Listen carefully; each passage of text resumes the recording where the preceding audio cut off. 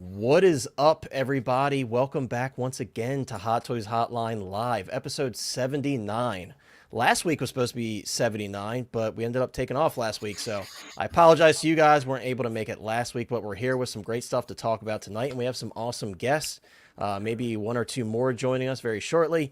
Right off the bat, since we have our special guest here, we do have Kaiju Daddy. I'm sure you guys have seen him around.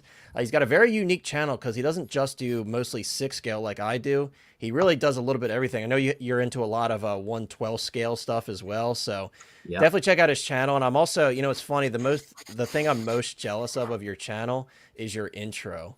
I love that chime noise, and it's so short and to the point, and I've never come up with something clever enough to where I'm like, oh, I'll have an intro. So I'm very jealous of that because it's like such a nostalgic sound too. It's so classic to me. But it's so great to have you on. I know we've talked about this for probably at least a year now. But you being in Japan and us being in the U.S., the scheduling is very difficult. So we do appreciate you finding time to make it. And guys, it's really awesome to have. Do you want me to keep it to just your username, or do you care if I use your personal name? I don't care either way. I always ask. Are we talking about me? Yeah, it's all about you. Yeah. Kaiju Daddy's all right. All right, Kaiju Daddy. We'll keep it to Kaiju Daddy. So Kaiju actually has a unique experience being that he's in Japan when it comes to these Umbra troopers. So we're going to be able to hear his thoughts on how it was acquiring those. And of course, us in the US and other people that try to order from Sideshow, we will also talk about our experience as well. So it's going to be very fun and very unique. And we're going to talk about, a lot of people are throwing around how this limited figure process is a bit unfair, and we're going to share our thoughts on that and if we think it's fair, and maybe some tips on how you guys can better your chances at trying to get those wherever you are in the world, since we have some different opinions here. But thank you so much once again, Kaiju, for being here. We appreciate it. I'm very excited to have you here. Same. Thanks. Awesome, dude. And then, of course, I had to bring him back in because we were talking about Jack Sparrow. If you guys know me, you guys know I was absolutely losing my mind when I saw that tease for Jack Sparrow. I'm a big Disney guy, and Chris is too. So I know Chris and I was like, Chris! And he's like, Connor! And he's like, we're all caps texting each other. And then I'm talking to Justin, I'm talking to Steve. So a lot of excitement for that Jack Sparrow, but I had to bring Justin in. And once I saw we had an open slot tonight, I'm like, I want to bring in Justin because Justin and I were equally as excited as well about that Jack Sparrow. So, Justin, it's great to have you back on the channel. As always, it's awesome to have you here. Yeah, man, happy to be here. Very excited. I feel like the Umbra Trooper was my first test of the lottery system, so I'm hoping that gives me the training necessary to get this Jack Sparrow, man. So we'll see. It's a good way to look at it. And, if it were me and it was my first one I was going for, I'd be like, I'm happy to lose out on that one, and I'm saving my luck for one that I really, really, really, you know what I mean? Oh, yeah, exactly. Like, I missed out on the DX Artisan Anakin when it went up on Sideshow, but thankfully I was prepared for that. Kind of like I said to you, Justin, I was like, I will do whatever it takes for this Jack Sparrow. Yeah. I had that same mentality for the Anakin, so thankfully I secured one early on when the pre-orders first went live, before pricing in Hong Kong got really nuts, and I was able to secure one. So thankfully I wasn't too upset about that, but it happens, guys. Again, we're going to talk about it, but it does happen. It is a random generated system at the end of the day when you're going through Sideshow, so sometimes the Hot Toys gods may not be in your favor. So we're going to talk about that for sure. But thanks so much for being here, Justin. And finally, yeah, man. We have Chris, the Collecting Madness, here with his new Sideshow Freddy Krueger that he bought off of me. And I have a figure from him. And everybody's like, oh, you're late to the game. Well, here's my Grand Inquisitor finally added to the collection. It's funny because I was telling Chris, I'm trying to find one a little bit cheaper. I'm trying to find one a little bit cheaper. And Chris was like, well, I'm actually thinking about selling mine. So it just worked out that way. I got a Grand Inquisitor. Chris got Freddy Krueger. And here we are. So Which funny enough, the whole reason I was getting rid of him in general was because I got the Artisan, but I paid the price for it, and I was willing to separate with a few pieces. And Chris, who made you pay the price? This man right here, Jeremy Costa from and I'm getting real sick of this guy downgrading me every week. I bought the Tron Light Cycle. I was number 1 and I lasted about 2 days. He said at least a month and he gave me 2 days, dude. But yes, yeah, this is who he got his Artisan Anakin from, Jeremy Costa from Plastic Hero Collectibles. There's a link in the description, guys, if you want to check him out. He says my 7th favorite streamer / influencer / community leader is lot. I've never heard that one before. Community leader. I don't know if I like the sound of that, but Jeremy, thank you so much for being here. And guys, don't worry. I see 36 people here already. We're going to say what's up to everybody in the chat. Before we do that, legendary Lane Kramer is here to grace us with his presence. And Lane, it's so weird seeing you back as Lane. I feel like you were the Midnight Collector for months on end. So it's very weird seeing you back as Lane. It's like an alternate universe. I'm just like this right now because, are you hearing me okay? Yep, loud and clear. We hear you. Yeah, sorry, my camera is acting up or something, and so I literally walked in the door a minute and a half ago. I fired up my computer and just hopped on right away because I was trying not to be late. Well, you're right on time. Yeah, but then traffic turned me down, even though I actually got to leave work 10 minutes early today and said, hey, you get an hour and 10-minute drive home instead of like a 45 minute. So I was like, perfect. I like you got your Tom Selleck stash there. Magnum PHTH. Dude, it's like I can't win. Now I'm Tom Selleck, and then first I'm Punish Man Frank. I'm literally a third party figure. They can't even give me an official license when I'm. Man, all you can say Punish about Man this, Frank. I mean, you think about it, it wouldn't be so bad to be the Tom Selleck of 1/6 scale collectors. I mean, hey, he said the man even until he was in Blue Bloods, like in his late 60s and 70s, full head of hair. Very well done, looking very I'll take that. and very good with the facial hair. But sorry for arriving a little bit late. My camera, though, I said I just need to hop on. I ain't going to worry about it tonight. There's going to be a lot of other pretty faces for everybody to look at, which mine isn't one anyway. So you are forgiven, Lane. We appreciate you. But thank you so much for being here as always, Lane. We're going to say what's up to some people in the chat, and everybody, we're going to go through the list and say what's up to everybody, but I see someone in particular is here because, I might not have seen you, but Chris saw you. So, of course, we got to give a big warm welcome to a channel member and a moderator here, Big Dog Pound. Chris, take it away, my friend. I just had to say, everybody in the chat, are you ready, Freddie? Get it? I am. Get him out of here. The Hot Toys dealing, truck driving, wheeling, and dealing. Wedding ring wearing son of a gun. And if you know my alternate personality, he's here too. We're all ready to get ready on Jack Sparrow, the dark side. So get your jars of dirt, get your head spinning like this belt. Let's get this thing done. Woo! You really got to give it to him. I'm telling you, he probably doesn't practice this beforehand. So, Big Dog Pound, you're getting a fresh performance every single week. I could tell he's coming up with that on the spot. I can't really fault that, man. But Big Dog Pound, thank you so much for being here as always, my friend. The great intro as always from Chris. But let's say what's up some people in the chat. Premium Rock Base. Is this the InArt base? Is that what this is in this profile picture? Is that the Gandalf base? I can't tell. Premium Rock Base is here. What's up, Premium Rock Base? I hope you're doing well. Who else we got here? We have the Collector here, dropping the popcorn as always. Thank you so much for being here, my friend. It's so great to see you. I hope you're doing well.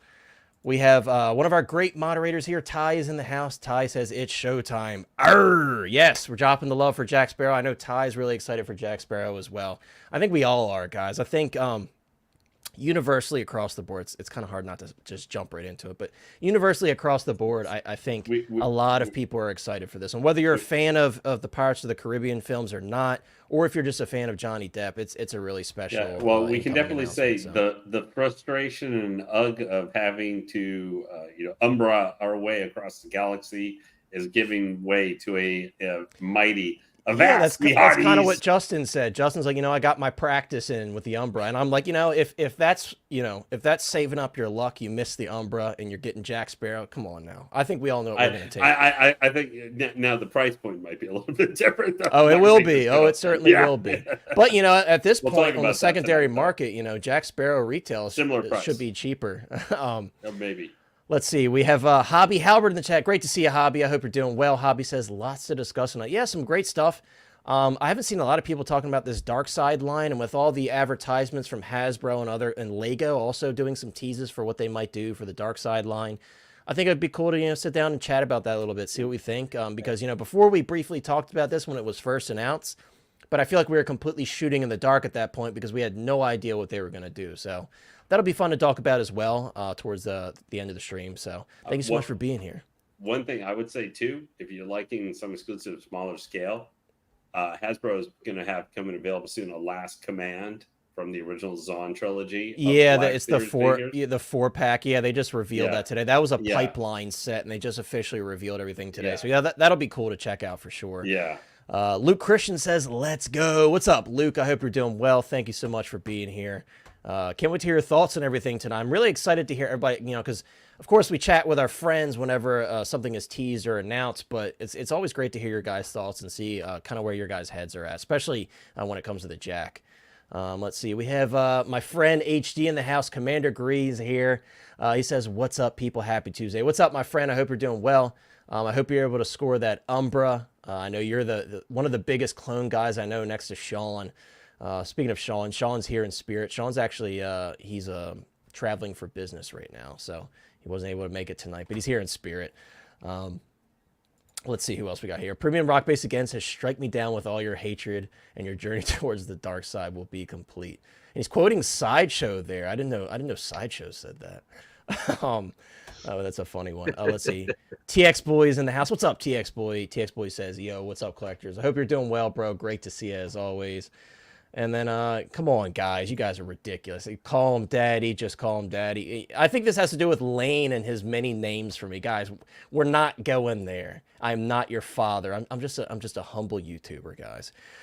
Penn is here. Penn says, "Label was created for my Umbra, but not shipped yet. I just want my little B." Oh, that is the B arc. I kind of like that. Or the Steelers arc if you're a football fan. Yeah, that's what I was thinking. That's why I probably should have got more harder for it. I just thought about it later. I'm like, that is the best. Yeah, like one of my best friends is a Steelers fan, and he was going for it. And the off chance that I didn't get it, he's like, "I'll sell it to you for retail." And I was like, "Hey, it's a Steelers trooper for you." But yeah, I saw actually somebody posted on the Let Your Geek Sideshow page. They already got theirs, so they must live either in California or very close to it because they already have theirs. I think my shipping was updated, but I had like 4 figures ship at one time because I had like some payment plans that had finished, so I could be wrong. But thank you so much for being here, Penn. It's great to see you. Christian Cooper is here. Christian Cooper says, "What's up, guys? How you figure? What's up? What's good, bro?" Saying what's up to Justin. Hope you're doing well, Christian. Thank you so much for hopping in with us tonight. Let's see. I see Beskar Kid in the chat. I don't know if I missed your earlier message, but Beskar, it's great to see you, bro. Oh, there he is, dropping the popcorn and the smiley face. As always, guys, check out Beskar Kid on Instagram, TikTok, YouTube, you name it, he's on it. Let's see who else we got. We got Graham, the Jedi Knights Watch.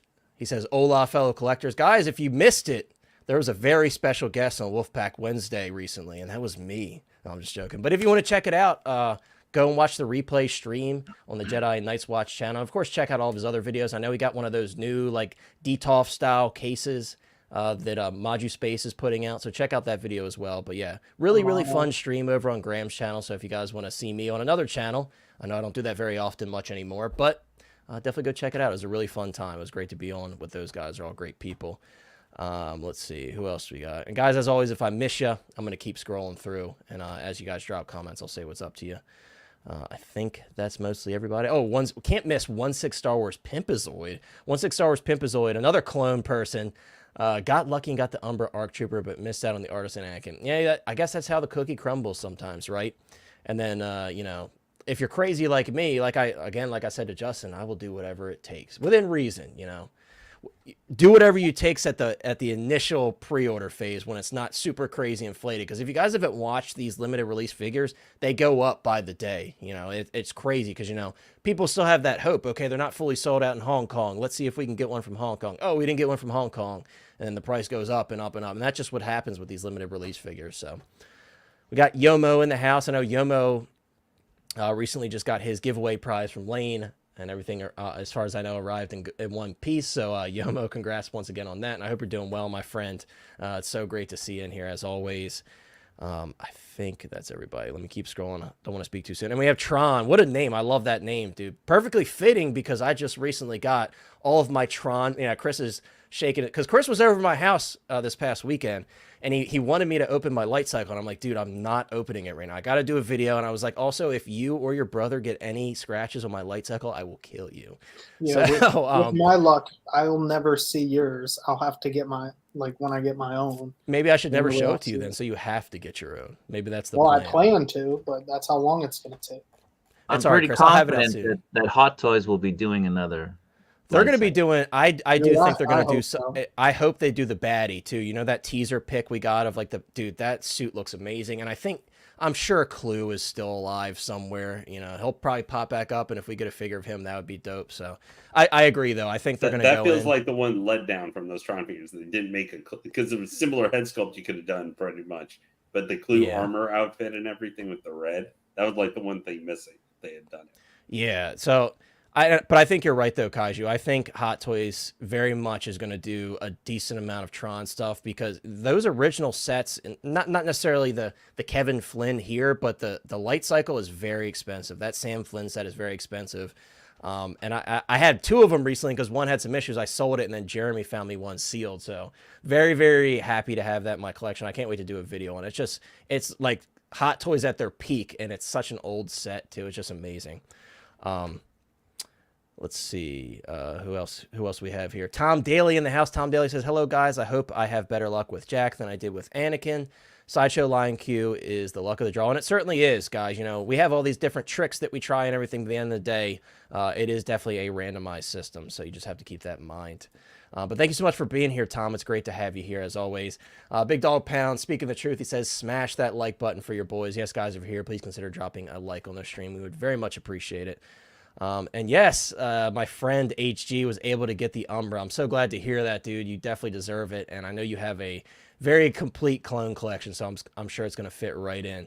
X-Men Supreme is in the house. X-Men, I was thinking of you the other day, dude, when I was watching 97 X-Men. So far, the first two episodes, I've very much enjoyed them. I know people have their thoughts on changes and stuff that are being made, but right now I'm all ears. But it's so great to have you here, and we will be having X-Men on the stream soon. We'll have to get together and get you on the stream soon. That's the plan, at least. Can't miss Austin Nicholas in the chat. Austin Nicholas says, what's up, guys? What's up, Austin? So great to have you here, guys. As always, check out Austin on YouTube. Sean, once again, Sean the Hot Toys Nightmare could not make it, but he's here in the chat and in spirit on stream, so we very much appreciate it, Sean. I hope you're doing well. I see everybody drop. Yeah, guys, drop your location. We don't do that very often. That's not really our thing, but it's fun, right? You know, Chris and I are from Maryland. We said that Kaiju is in Japan. Anyone else that wants to share, drop it in the chat.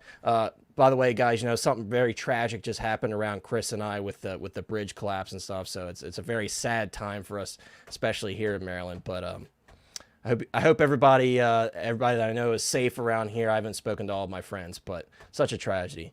X-Man says 97 is the business. Yeah, so far it's been really fun for me. Only 2 episodes in, but a lot of great shows right now. Austin says from Arkansas. Ekwan says from Connor's basement. Are you one of my ferrets locked up in the cage, dude? I didn't know that you had some like artificial intelligence going on. But anyways, guys, we're going to get started. Sorry for the long-winded intro, but it's so great to have you guys here. 44 watching already, and we haven't even looked at a single figure, so that's what we love to see. I think it's Kaiju Daddy bringing the people in, man. Everybody's been waiting to see him. I just know it. But let's get started, guys. So, guys, we're going to get started. Big shout-out, as always, to our friend MRC for getting these videos out super early. We're not going to necessarily go too in-depth on our thoughts on the figure as a whole, because I know, you know, this was technically something that popped up last week. We can share it briefly, but what I really want to get into is kind of my thought process on how Sideshow did the queue. And then again, it's very awesome that we were able to have Kaiju here because he has a unique experience that he experienced himself in Japan, because they do it differently there than they do it here. We honestly, guys, we have it lucky. I know everything is cheaper there, but you know, having the figures cheaper is only a part of the battle, right? Having to actually go there in person, wait in lines, fight over some of these figures sometimes, it could be frustrating. You think it's frustrating for us just missing out on a few clicks? Imagine having to actually go there and, you know, wait in line. And, you know, there's a lot of people waiting in line, and some people, you know, maybe purchasing the figure for resale reasons. You know, there's a lot to it. But anyways, A lot of poor grandmas waiting in line. yeah, and that's like the running joke, right? Is like they're all Toys Wonderland employees. That's been like the running meme forever. Every time those photos come out. But yeah, it's true. Like there are photos of this release where everybody was waiting in line. There are a lot of old people waiting in line and stuff, and everybody's talking about how, you know, the process is unfair and limited releases are dumb and blah blah blah. So First question, of course, going along with that is, are limited releases unfair? I hate to burst your bubble, guys. I'm going to say I don't think that they are. A lot of us here, not only on the panel, but in the chat, who have been collecting for a decent amount of time, a few years plus, you know, for me, I think this brings some excitement back to the hobby. And, you know, I know some people are shaking their heads and they're like, well, it's not exciting for me when I miss out on a figure. And I get it. You know, there is a level of frustration, regardless of whether these limited releases are exciting to me or not. There is a level of frustration, right? Artisan Anakin, perfect example. Had I missed out on that and I didn't plan ahead, I would have been furious, like legitimately furious, but not, I wouldn't have been furious at how limited it was or at the process. I would have been like, damn, I didn't get it. You know what I mean? It would have been more of like, I'm so pissed I didn't get it. So for me, I've never been furious at the process. Even when, like, that perfect example, like the Endgame Captain America 2.0 dropped. Sideshow literally just dropped it. Didn't have a queue system, didn't have anything, no holds barred, just go for it, 300 of them. I was lucky enough to get that, but even I said to myself, like, that was a little ridiculous. Like, you send everybody at the website at one time, there's no, like, waiting queue, and the website's just crashing.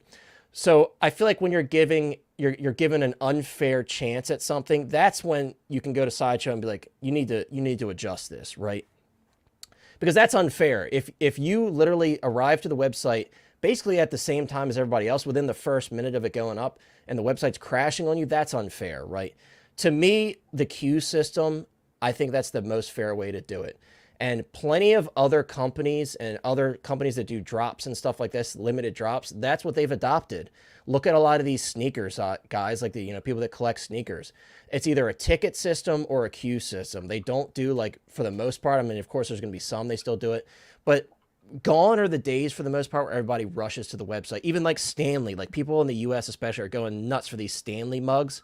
Those, they adopted a queue system for the more limited ones for those. So it's like, I feel like a lot of companies are kind of seeing that the queue system is the most fair way to do it. Because as far as we know, guys, without seeing the back end, it is truly randomized.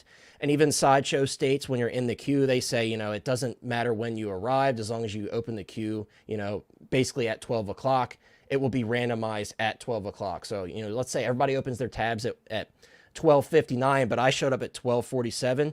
According to Sideshow and based on the releases I've gone for, it has not given me an advantage at all.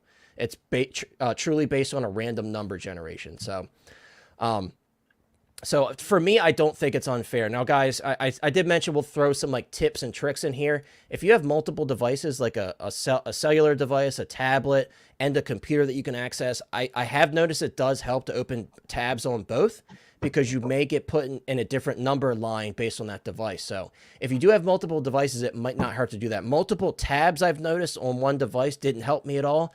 But having multiple devices within the household did help. So if you guys haven't tried that yet, that's something I would recommend moving forward if you're able to. I know a lot of us are at work. I was just very lucky that I was off work the day that this one went up.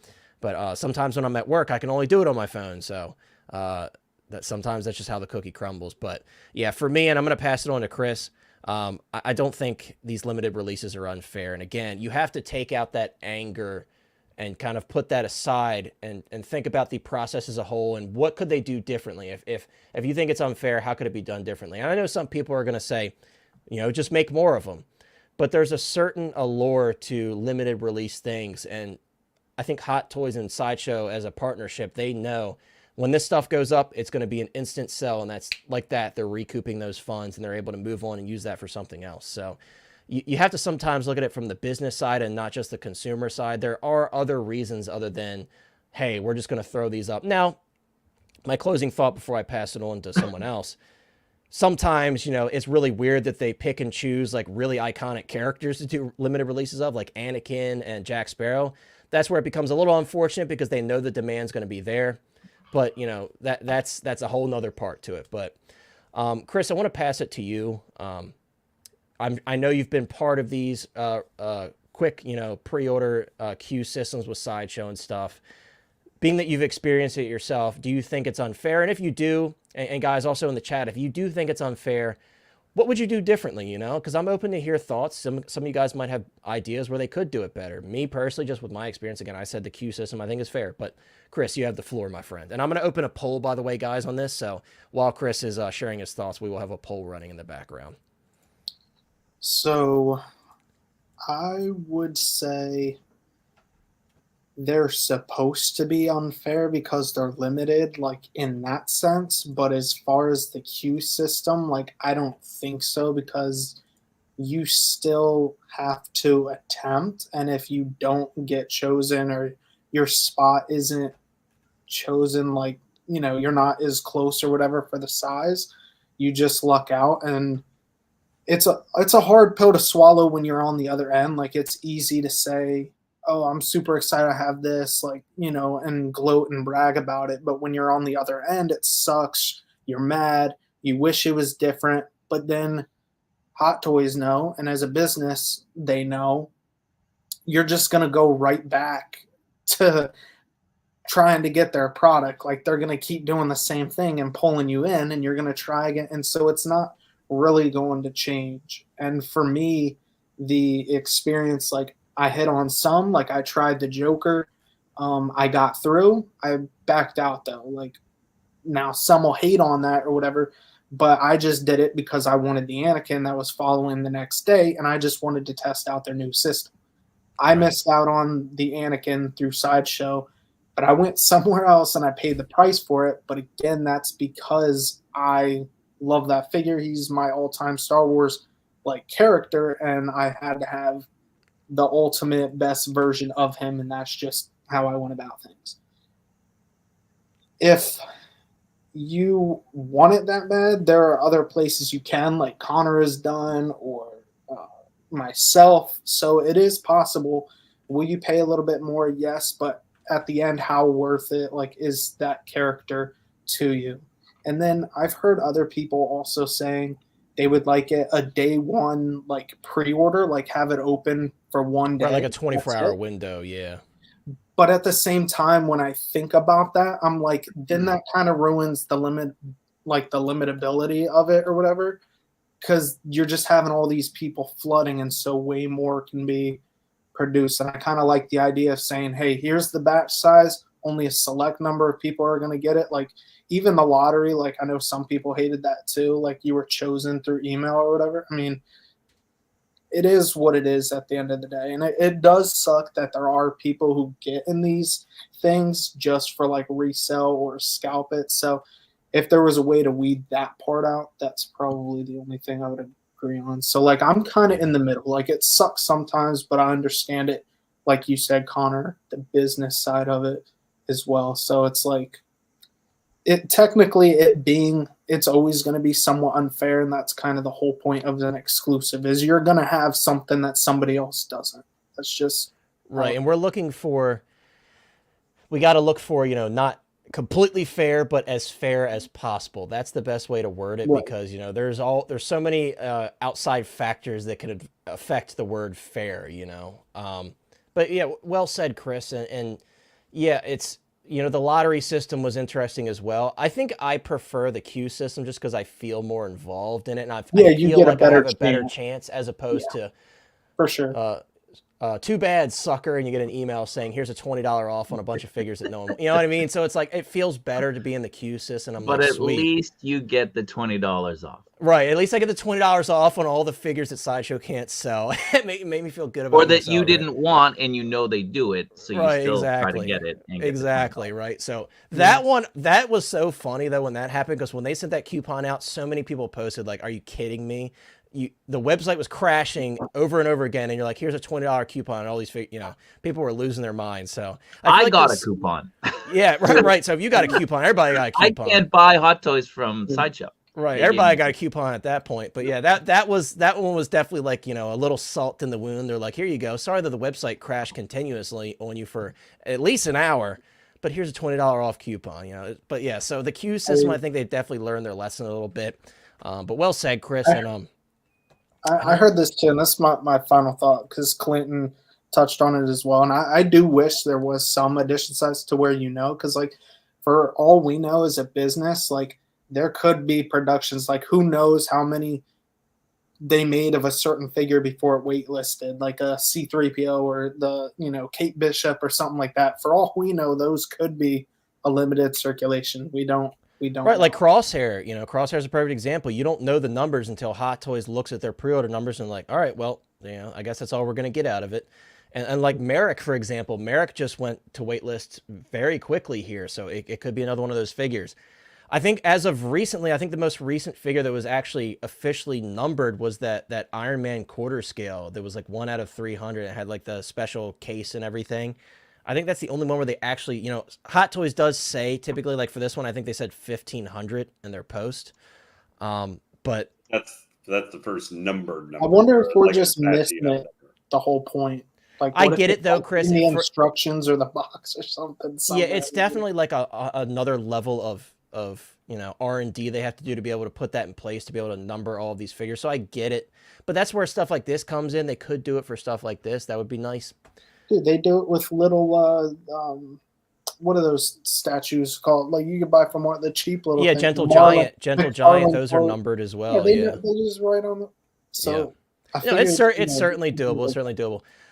Christian, best of luck, my friend. The prices on that are just absolutely nuts. If I were you, I would try to like be patient and wait for the Bad Batch hype from the final season to die down a little bit.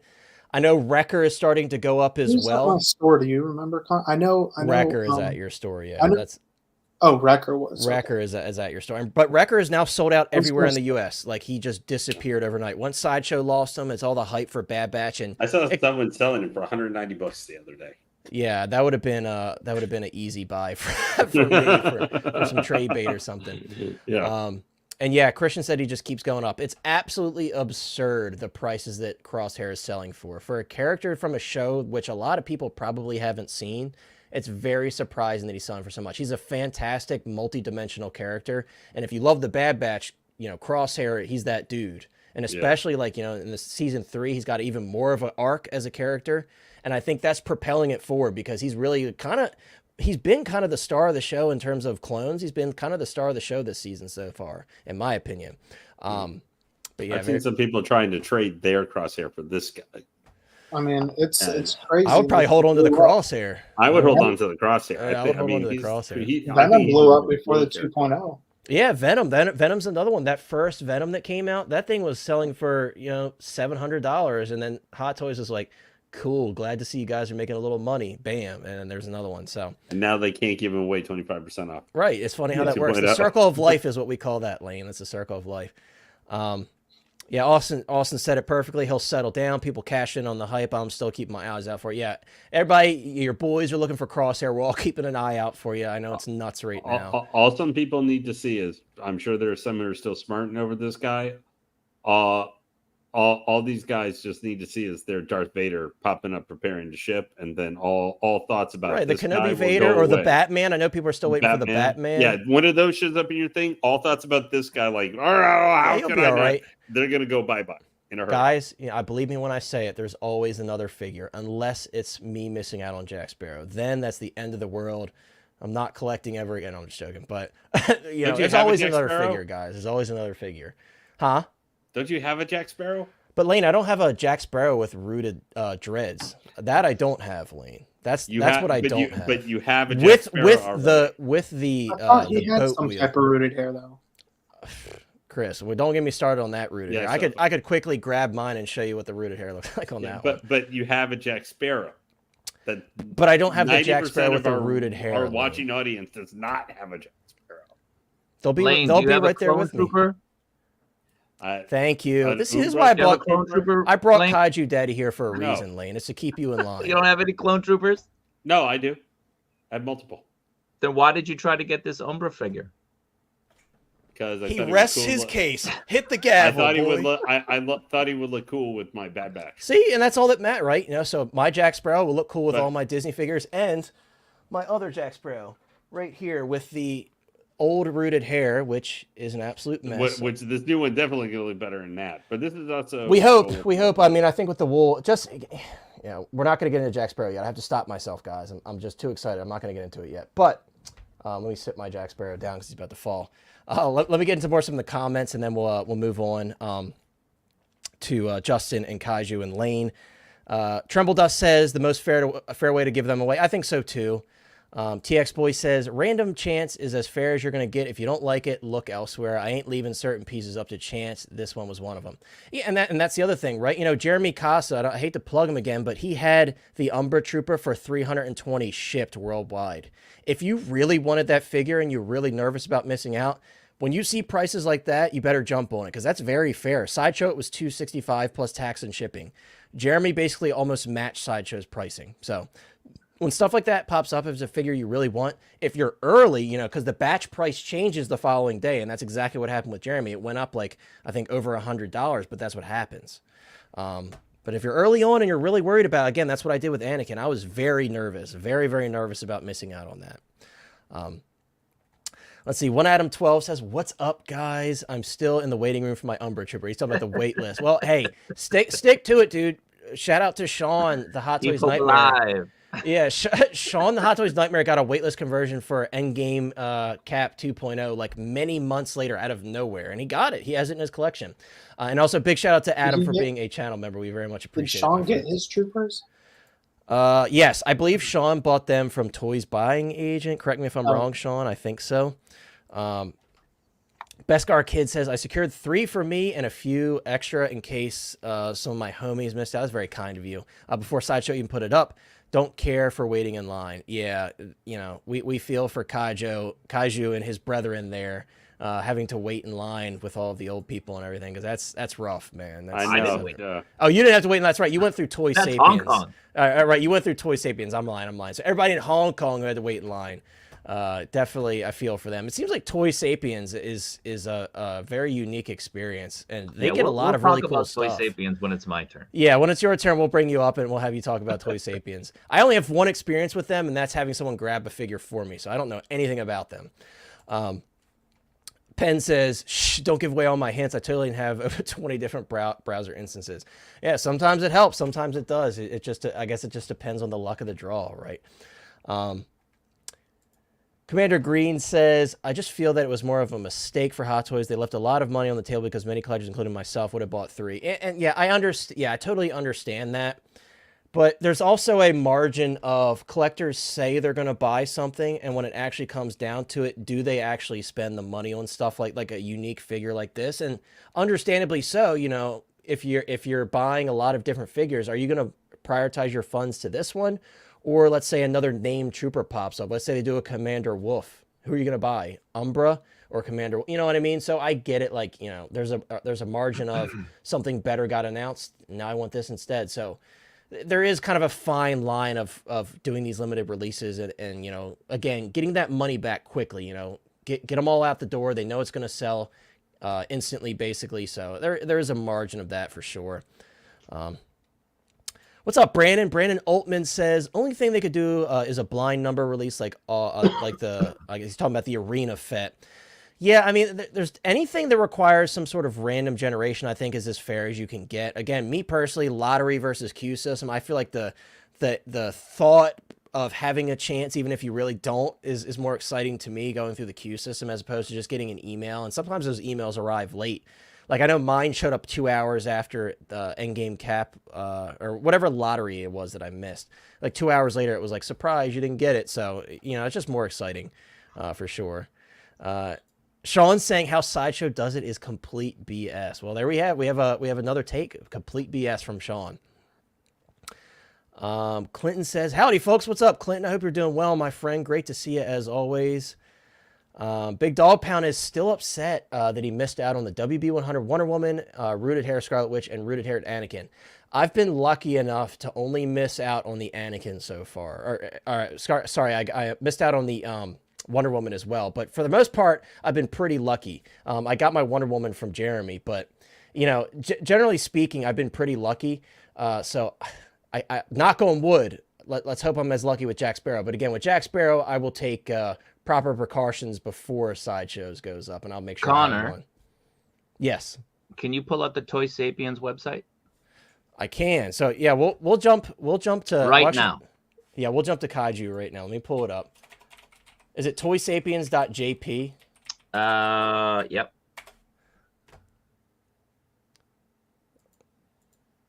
All right, here we go. I think it's loading. All right, so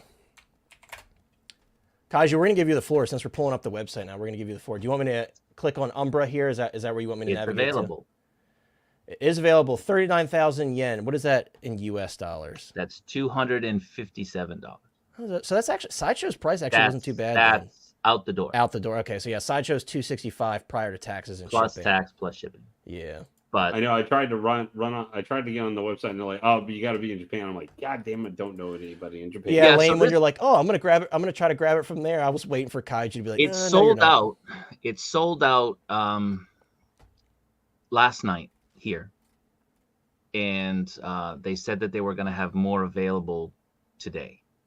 Interesting. So this is sort of like a second batch that Toy Sapiens has gotten. So I'm considering stopping by the store again today. This man, he's about to be the Umbra king. He's about to have the most Umbras out of anybody. But there you go, guys. That's just how the cookie crumbles sometimes. Evil Sneaker, come on, my friend. You are too generous. Thank you so much, Steve, for becoming a channel member. You guys know who Steve is, guys. He appears on stream here and there, and we can get him in. I very much appreciate it, as always, my friend. And, guys, check out Evil Sneaker on YouTube. He also just got those new cases from one of those new cases from Maju Space to check out. That new like DTOF killer, maybe. I don't know. I haven't watched the video yet.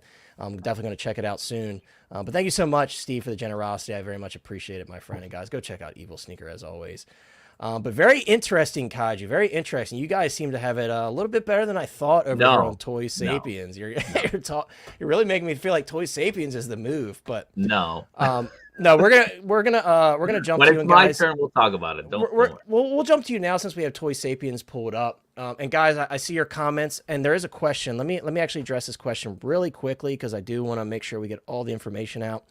Ethan Johnson, I hope you're doing well. Ethan asks, "Hey everyone, does anyone know how the queue works? Even is it random or actually based on your place in line?" So it is random until you're assigned your place in line. Once you're given your place in line, that's your place in line. So, you know, when you first load up the web page, I would recommend opening it like at 11:59 if it's dropping at like 12 EST. Once you see it first load up, it says we're assigning your place in line. Don't refresh the page, and then you'll wait for a little bit, and then you'll see the bar show up, and then you get your number. So it's random until you get your number. So let's say, you know, like for example, for the Umbra drop, I got number 585. That means I am the 585th person in line. Once it gets to me, I'll have my chance. So it just goes down the list. So you'll just see the number counting down and counting down. So once you're assigned that number, there's no further generation beyond that as far as we know. So I hope that answers your question and clears that up. But yeah. So Kaiju, we're going to jump to you. Again, you have a different experience from us in the U.S. because we all buy from Sideshow. You're buying from Toy Sapiens. Share your thoughts in terms of fairness of the whole process, which you have to go through being in Japan. And it seems like you've been pretty successful, at least with this release, because you have 4 of them in your possession. I know they're not all possibly staying with you, but yeah, share your thoughts on the whole process and if it's fair or not. So is it fair or is it not fair? So what is limited, right? Are we talking about numbers or are we talking about window? Everything is limited. Right? You have a limited amount of time to buy something, it sells out. You have a limited number of figures you want to get, they're gone.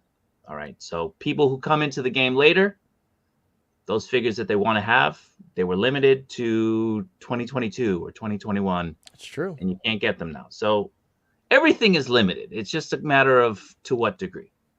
Now, living in Japan, we've had Toy Sapiens here, which is Hot Toys.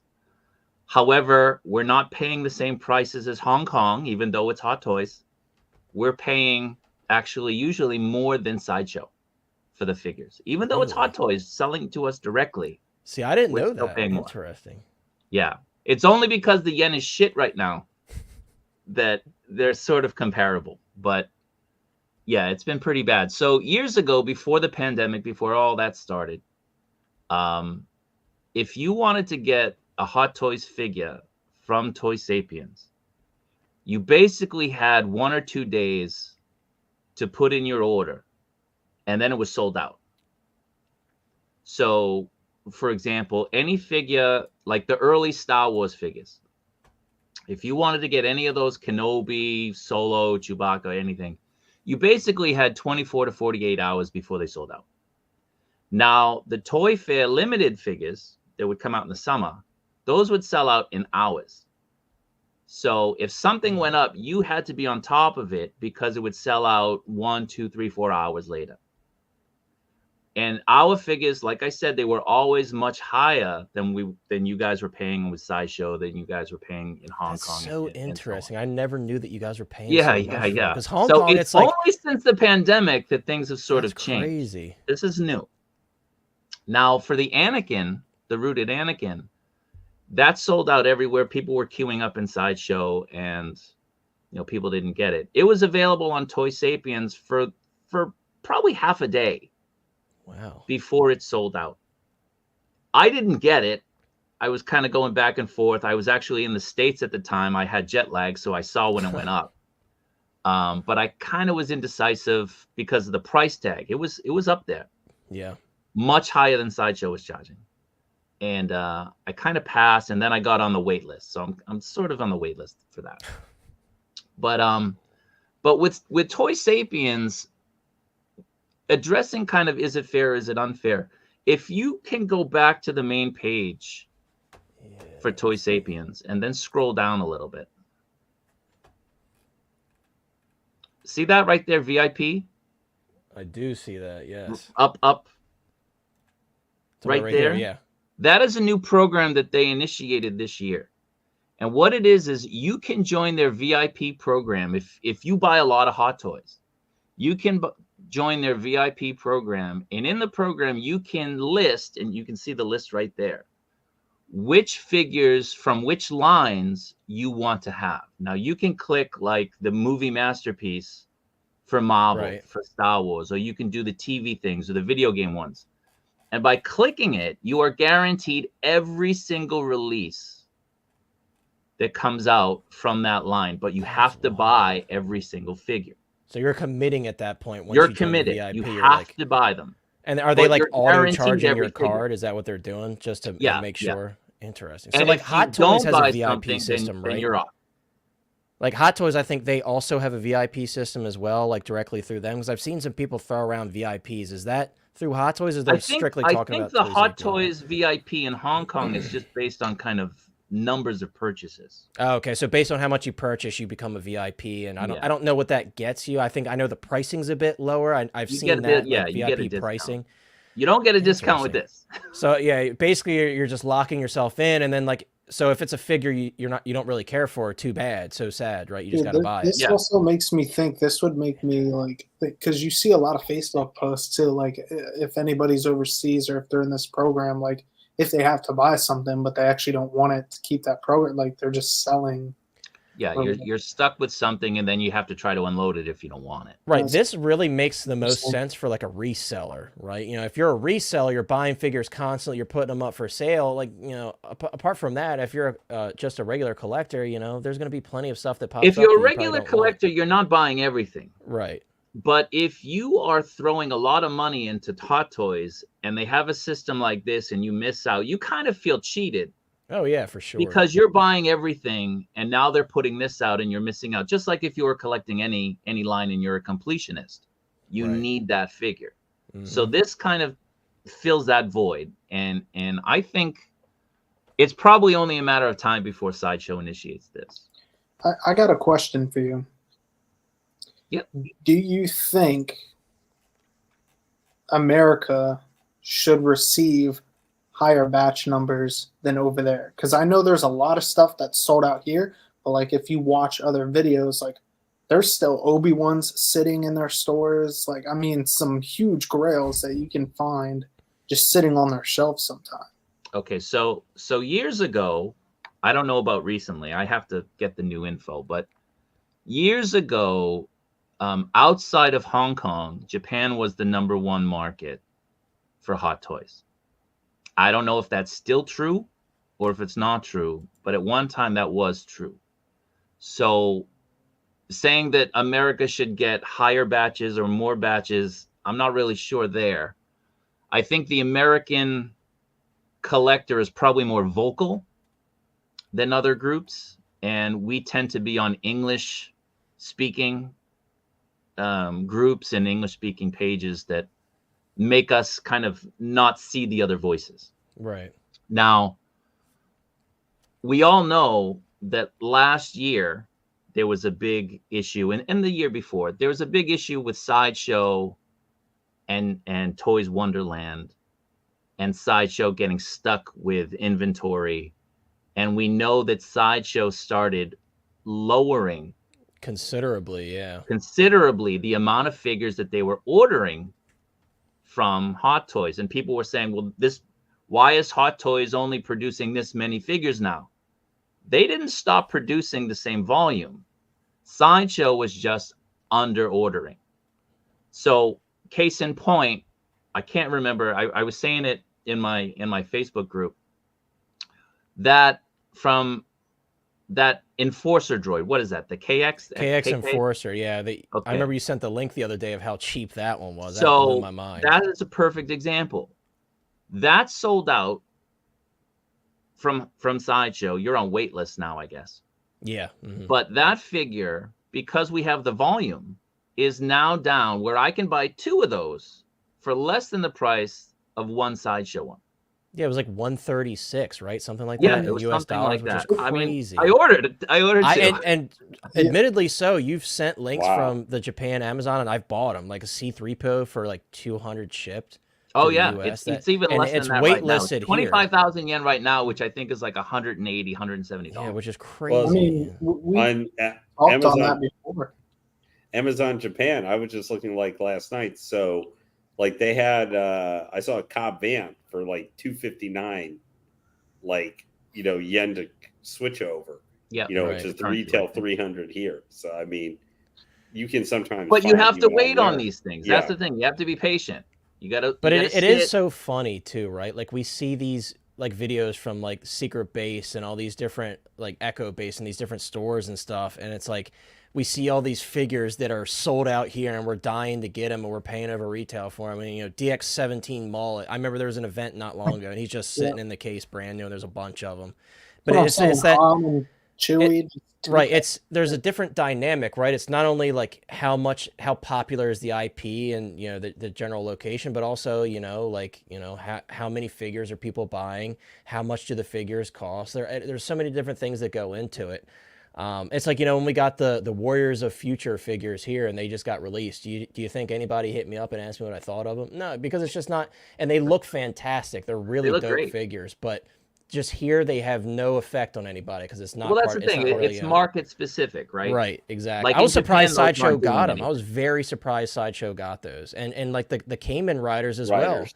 There's the Common people, Rider Send stuff them here out. sold out instantly. right? It's sold out, and I was very surprised. Even like the Battle Hopper, the Battle Hopper eventually sold out too, and I was surprised that stuff went because here everybody's like, oh, it's a knockoff Power Ranger, but it looks cool to me. But a lot of us here were just so ignorant to it because we've never seen it, never been exposed to it.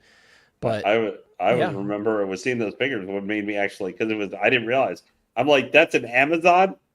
Amazon like paid money for that series that the figure was based off of to be made for like their streaming service, both in Japan and the United States. And I was like, holy crap! So I went and watched it. Was like, okay, this is different than the original one because I've seen the original one, most of it. And then I just went, whoa, okay, so this is cool, and those figures are cool. So Star Wars is huge here. Always has been. The newer stuff less so, but the original trilogy is huge. Back to the Future is big here. Yeah, I do know that. That's why they had that event here.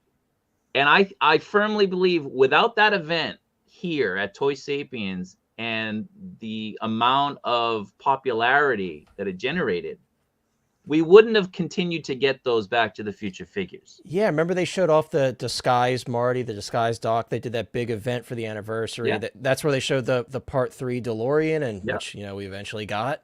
So yeah, I mean that event generated a ton of hype. I remember, and that's why people continuously have been asking for that Mark 3 DeLorean too. So, but it's cool to see stuff like that, and it's funny. And guys, I know there's a lot of comments piling up. We're going to address them.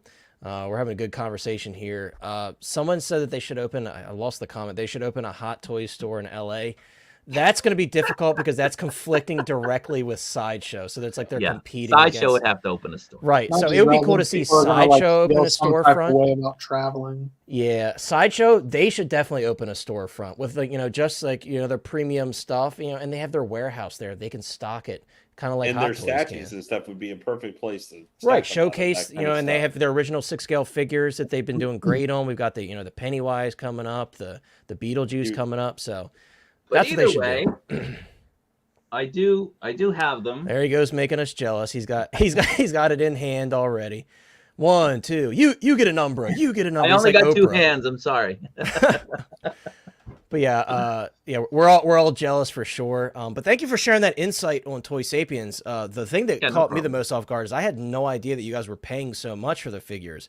I was under the impression that whole side of the world paid kind of around the same, but obviously it was very much wrong. You guys are paying basically Sideshow price, Or more. which is crazy. It's absolutely crazy. And that whole VIP system, that was good to get an Well, explanation of that. that's like and that's Australia crazy. pays a lot more too, though, on that side of the world too. And then they're dealing with the whole battery thing, and now Australia everything has pays said the batteries more, moved. but they don't have an official Hot Toys release. We do. Right, Hong Kong does. It's the same. right. Why are we paying so much more? We talk about Yeah. Sideshow's 30% markup. Why are we being marked up? I don't Right, because understand. your figures are essentially direct coming from from the Toy- source, from Hot so Toys. it doesn't make any sense. Yeah, that makes no sense to me either.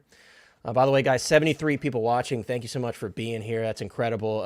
If you haven't already, please consider dropping a like on the stream. We very much appreciate it. I'm gonna go back to our video. I'm gonna jump to you, Justin. I know you definitely have some thoughts on this, and again, I know you have a unique experience because this was your first limited release Q battle with Sideshow, so you definitely have a unique take on this. We're gonna jump to you, and guys, I know once again I know there's a lot of comments. I'll do my best to jump through them, but I want to hear Justin's thoughts. Justin, what are your thoughts on this first go ahead with the Q system through Sideshow, and do you think these limited releases from Hot Toys are a fair thing to do for us collectors as a whole? Yeah, for this one, I wasn't too nervous about it because I really kind of got on it for Steve because I told him I would kind of get in the queue for him. I wasn't really personally too interested in this figure, but it was a nice way to kind of get, some knowledge about how it works. I'm somebody who used to collect like Mondo posters and stuff, and this system's a lot better than what that used to be. I mean, that used to be like, there was like, 275 posters. There's probably a variant with 175. It was first come, first serve. As soon as it went live, say it went live at 2:00, they were gone in literally less than a minute. And so I don't know if there is a perfect solution for it when you do limited runs. I'm kind of like in the middle as well, because I think it's actually brings a lot of excitement to the hobby. And I think for longevity, I think it's kind of cool to have some limited pieces. If I don't get the Jack Sparrow, I'm going to hate it, the system. Right, I mean, that's just the reality of it. That's all it takes, just to piss you off one time, right? Yeah, and then I'll be jaded for the rest of my life. I'll be like, I'll never, but it's... That's true, yeah. The only concern I have, and I've always had this concern, was with resellers, is like, I get that that's kind of a business and that's kind of just how it is. But I do feel for people that really do want to get something cool, something limited at retail or close to retail. And then, the reselling becomes like a thing. And yeah, you can wait a little bit, but and a couple people have said in the comments, like, how do we know if it's 1,500? I mean, that's the one thing about posters that's really cool is they hand number them at the corner. So that's always a cool little touch. But I can see both sides of it, and I'm not really trying to just ride the fence on this one. I really do see both sides of it. So for me personally, I don't really mind it, but talk to me after the Jack Sparrow release. And if I don't get Right. it, I'm going to have be singing a different tune at that point, right? Dude, I'm right there with you. Like I said, whatever it takes. I'm going like scorched earth Thanos on this one, man. There will be many who say, and this was the day you almost got in queue soon enough to catch Captain Jack Sparrow. Oh, I'm going to be catching Captain Jack Sparrow, that's for sure. I'll stop at nothing, man. I would like to see, I think an idea I have that I was thinking about when you guys were talking, you guys made some awesome points, man. I was enjoying just listening to y'all, but I would like to see if they could do like a variant of the same figure, make the variant a limited, maybe even a more limited release, make the stock one limited, but maybe make more units of that one, and then make a variant limited to maybe 1,500. I think that would be a cool solution where you're still getting the same figure, but maybe the variant has a couple of different accessories. Maybe the variant has this. I don't know. I'm just trying to think of something that would, but again, like I said, there's truly no perfect system once you go to limited, because as we see with anything, you brought up the Stanley Cups earlier, with anything you put limited on, it's automatically going to have instant, this demand, whether on you it. really truly like it that much or not. It's Exactly. and I fall victim to it too. I love this trooper, but I love it even more because it's limited, and that's just, as a human being, it's okay to admit that. Some people are like, well, that's ridiculous, you're just buying it out of FOMO. No, you can have a certain appreciation for it, and then you can appreciate that, hey, I have something that not every hot toy collector is going to have in their display. And, you know, to some people that might not mean a single thing, and I believe that. For me, it means something. You know, when people come over my house, they see the Churro Spider-Man, you know, they see the D100 Iron Man, they see the WB100 Wonder Woman. Like, those are very special pieces to me, and, you know, you might not see those every day because they're more limited. So I totally agree. And then Clinton, you know, a lot of you guys are making great points about the hand numbered things. I think maybe I was making a little bit too much of an excuse, because I do think that's really not that difficult of a thing to implement.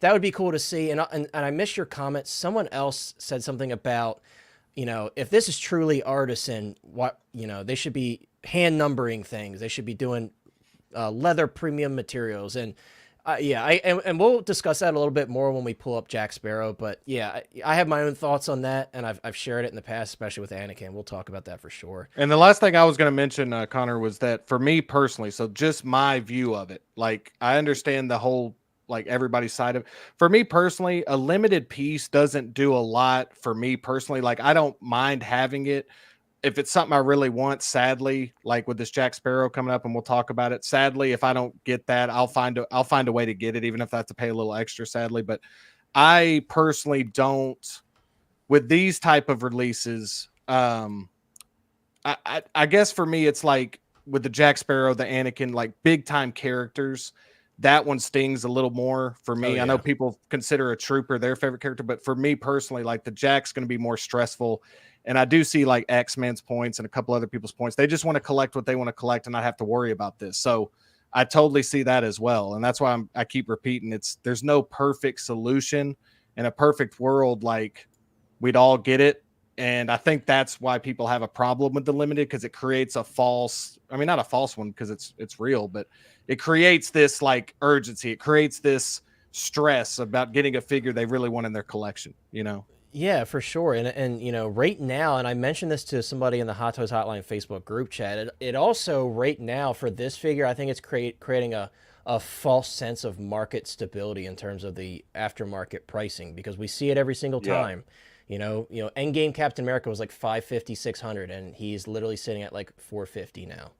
So, you know, that it happens every single time. So it's like the FOMO initial, you know, oh, I missed out, this sucks, I need it. That's not really the best time to jump in, because right now it's as high as it's probably going to be for a while. But also, to Kaiju's point earlier, it does drop sometimes and then go right back up. You know, we've seen it. We saw it with Darkside Anakin, actually, like last year. He dipped and he's right back up to where he was. And, you know, Chris, you know, just sold a Lightside Anakin local pickup for $425. So these figures, they have come back up. It depends on which one, of course, but it is a case-by-case thing. But so there is it's kind of like stocks in a way. I hate to compare it to that because it's not super comparable, but you get what I'm saying. Like there's a dip that you got to buy it at, because it eventually is going to go back up depending on the figure, and that's just how it is. And it's just part of learning and playing the game, and especially if you're a new collector, these limited release things that can be a little frustrating because you don't quite understand it. And I'm glad that you guys are asking questions in the chat about how everything works.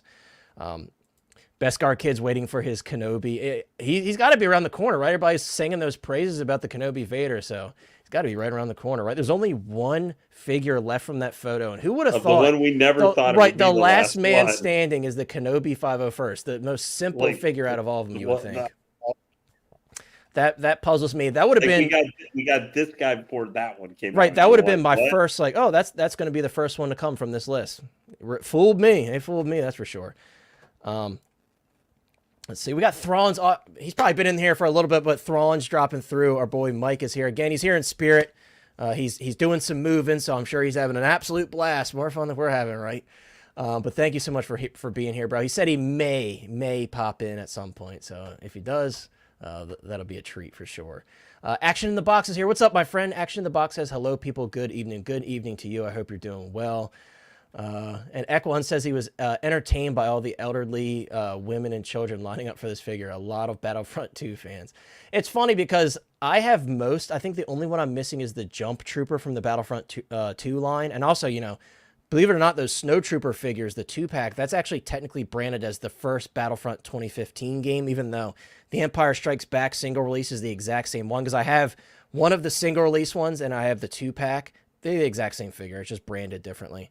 But yeah, they did the Battlefront 1 branding because they included like different firearms and stuff that were seen only in the game and not on screen. So it makes sense. Nick O is here. What's up, Nick? Nick says, it's as fair as possible. I've hit on every single LE release so far this past year. Congrats on that. You're on fire, my friend. They do much better than companies like Funko or the sneaker. Yeah, don't get me started on the sneaker app, dude. I have the worst luck ever with their lottery. I never hit. Never.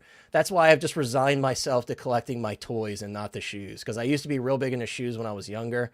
And I'm like, dude, I suck at the sneakers app. I just never get a break. And my one buddy that I used to work with, he literally would just, oh, I just got an email about it. I might as well sign up for it. He was getting the Travis Scott shoes and everything. Like, he just had the best luck in the world. So congrats on those who get luck on the sneakers app for sure. Jordan Skinner is here, and Jordan Skinner says, custom endgame cap sculpt shipping to her. Congrats on that. I know she's been posting photos in the Hot Toys Hotline group. That sculpt is incredible. I'm definitely very jealous of that. A lot of comments piling up. Not gonna lie, I thought Daddy was Japanese this whole time. I knew because we had conversations before, but you know, now you know. Now you have a face to put to the name. And if you guys watch his channel, you may have never. I don't know. Do you usually only show the products when you're doing videos? I know you do like the there's Mandarake like walkthroughs and stuff. But you hear me talk. That's true. It is true. You do talk in your videos, so you guys can hear the Boston accent. It's there. So, but I get it. He said before I saw him today. Maybe he just saw you around on Facebook under your Kaiju Daddy and everything. I don't know. Sorry to disappoint. Let's see. Action in the Box. I did not know you were in Brazil. Action in the Box says, and I thought it was difficult to buy Hot Toys here in Brazil. Yeah, it's crazy. The dynamic changes wherever you go. Lane, we're going to jump to you. We're going to finish out our thoughts on this one, and then we're going to jump to Jack Sparrow. You can probably move on to the next topic. There's not anything I can add. I think. Well, then we've done our job, right, Lane? I'd love to hear that. We've done our job. We've covered it all. I mean, I didn't get it. Boo-hoo. Cool, Lane. That was actually my final question, and this is for everybody in the chat as well. That was our closing thought on the Umbra. Who scored the Umbra Trooper? You guys already know. I grabbed it. You know, obviously Kaiju. He scored at least one. I was able to get one. So if I can say something. Sure, absolutely. So I have a Facebook group, and we do raffles because we focus on 1/12. So these are Mafex figures, and the reissues, they sell out in seconds. So you have to be on top of it. But because I live in Japan, these are from Japan. I get them, and what I do, because a lot of people miss out, right? I buy one or two, and then I make it available for members of the group, and then we do a spin the wheel type of thing. Yeah. I picked up one of these for the group to raffle, but most of the people in the group are 1/12 collectors. Is that so? It's primarily that. So like, there's some people who collect both. Right. But we're primarily almost exclusively 1/12 stuff. I am going to make this available on my Facebook page for a raffle. It's not a giveaway; it's a raffle. But you know, you're not paying anywhere near what you would be paying for scalper fees. So right, yeah, if anyone's interested, you know, you're welcome to join. Feel free to drop a link, and then if you remind me later, if you guys are watching this on the replay, I will put a link because I didn't link. I think I linked your YouTube channel. I didn't link your Facebook group. So if you remind me, I'll put it in. Easy to know. It's don't tell my wife. There you go. I'm sure people are already used to saying that. So there you go. Yeah. So if anyone didn't get one, Lane, I did. The reason that I picked up so many was that one of them was from my buddy, one of them was for the group, and I got two for myself. So you know, if anybody wants one and doesn't want to pay those ridiculous prices, this is at least an opportunity that's probably a little bit more fair than the sideshow. And somebody actually recently, I know, they were talking about another group that was doing like Hot Toys raffles. One of my friends just won a KX Enforcer droid for his raffle entry, so that's pretty awesome. Premium Rock Base says got one, but at these prices, he's bye-bye. That's fair. Hey, fun something else in your collection that's more important for you. Zombie says I was fortunate this time. Fortunate with this one. Owen in the DTOF says Kaiju ain't joking. Those Cyclops figs have been hard to get. Same as Wolverine. Yeah, I know Owen collects various different 1/12 scale figures, so I know that that's right up his alley. So maybe you have to head over, Owen, and join that raffle, my friend. Tremble Dust also does 1/12 and 1/6. Well, hey, then you definitely got to check out Kaiju Daddy on YouTube if you haven't already. Let's see. Ethan says, was 500 in the queue, got the figure, was able to put a 10% off. Yeah, that was awesome. So I was able to use my ID me, and I had rewards. I paid $81 for the Umbra Trooper. So I was pretty stoked about that. So. Nice. But yeah, glad to hear some of you guys were able to score. Again, guys, don't be too discouraged. I hope we could give you a little bit of insight wherever you are in the world on how the process works, and maybe you have a bit more confidence moving forward. And we'll talk about it briefly again when we move on to Jack Sparrow here in a second. But I hope, if anything, we can give you guys a little bit of confidence in the whole process. So let's move on, guys. We're going to talk about Jack Sparrow. We're finally getting to Jack Sparrow. I know everybody's really excited to talk about Jack Sparrow, especially me. Guys, as always, if you're here. Oh, Lane, it sounds just like it. Guys, as always, if you're here, 64 people watching, consider dropping a like. And also, if you'd like to become a channel member, link is in the description to become a Hotline Hero. I'd very much appreciate it. Maybe on an AM stereo channel. Maybe on an AM channel, it would sound like that, yes. Maybe. All right, so, guys, we have an official teaser from Hot Toys for the DX Artisan Jack Sparrow. Now, a lot of you guys are probably, the first question in your mind is, should I still get the DX15? Or those who have the DX15, what are they doing? Because I had multiple people reach out to me and say, what are you going to do with your DX15? I'm going to keep my DX15, and here's why. That shark base is one of the coolest bases that I think Hot Toys has ever done. I do like the ship wheel base. That's really cool. They included a ship wheel base with the DX06 Jack Sparrow. But that shark base is so beautiful. It's got that clear blue resin with that effect where you can kind of see the waves crashing. There's that undead shark.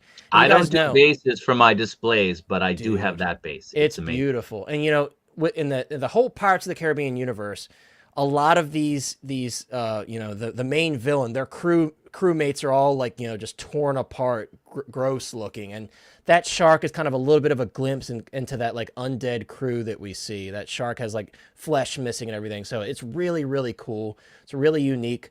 And not only that, guys, I love the character so much, I could get the DX Artisan and have one with the hat on, have one with the hat off with my, I'd probably have the hat off actually on the DX Artisan, believe it or not, just to show off, because guys, we have rooted dreadlocks here on this teaser, and that's really, really crazy because other than maybe in a custom fashion, I've never seen rooted dreads before. And I think that's really cool. And I think that opens up a lot of possibility, especially for figures where they've done sculpted dreads in the past and they didn't quite look too realistic. That opens up a lot of opportunity. And, that makes me wonder, the first question that I had prepared for this was DX Artisan, how many will they make? And, seeing these rooted dreads, I imagine that's probably a pretty time-consuming thing to do. So I'm wondering if that will affect how many of these they make. Could we receive probably similar numbers to Anakin? Possibly.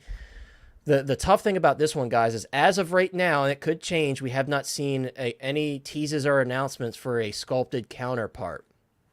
So that's what's worrying a lot of people is, a lot of people are like, I'm more than happy to take a sculpted version of this, but they haven't said anything about a sculpted version. And they also have not done a sculpted counterpart for every single rooted figure. WB100, I know that wasn't the DX Artisan, but that did have the wool rooted hair. That did not have a sculpted counterpart. Thankfully, the Wanda did. The Joker did as well. The Anakin did not. DX Artisan Anakin surprisingly did not get a sculpted version. So it leaves the question open. Will they do a sculpted version? If they don't, that's obviously probably going to limit the amount of these that they make. So that's the biggest concern right now from a lot of people is this one's going to be a very highly demanded figure. Very highly demanded figure. I think this is going to be a crazy drop. The Anakin drop was easily the hardest one. The queue just got instantly flooded with over freaking like 6,000 people. It was just nuts. And Umbra surprisingly had like More than 4,200 right that. off the rips. It was nuts. But yeah, it blew up. Artisan Anakin was Haven't hit nuts. like 12K. Yeah, I'm talking about like the initial, like when you first loaded up, it went to 6, Oh, and yeah, then yeah, like yeah. seconds later, yeah, it did. It climbed like over 12,000.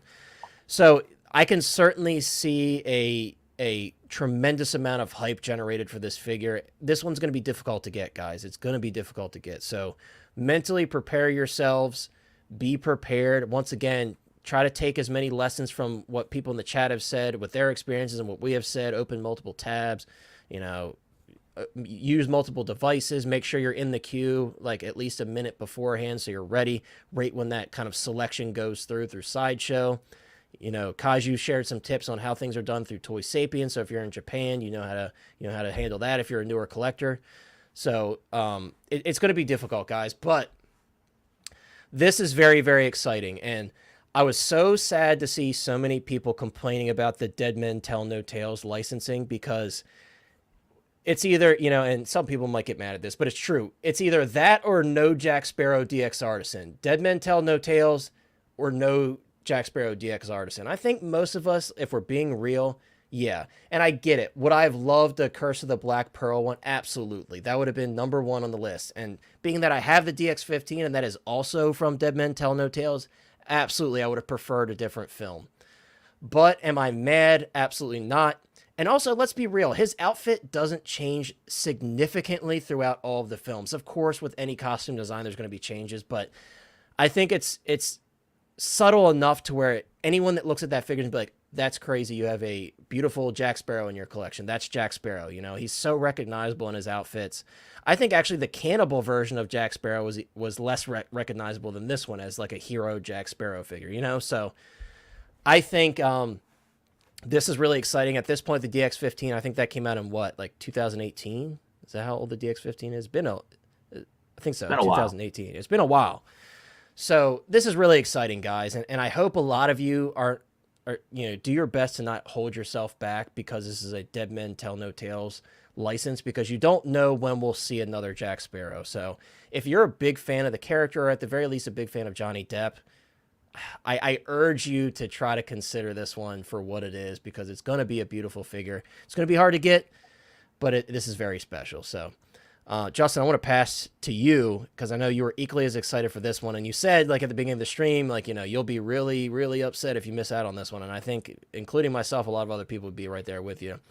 What are your thoughts on this one? Do you think this one's going to be more limited than we're expecting? And then does the Dead Men Tell No Tales being like the most recent film that a lot of people weren't a huge fan of, does that bother you at all that they chose this film for this figure?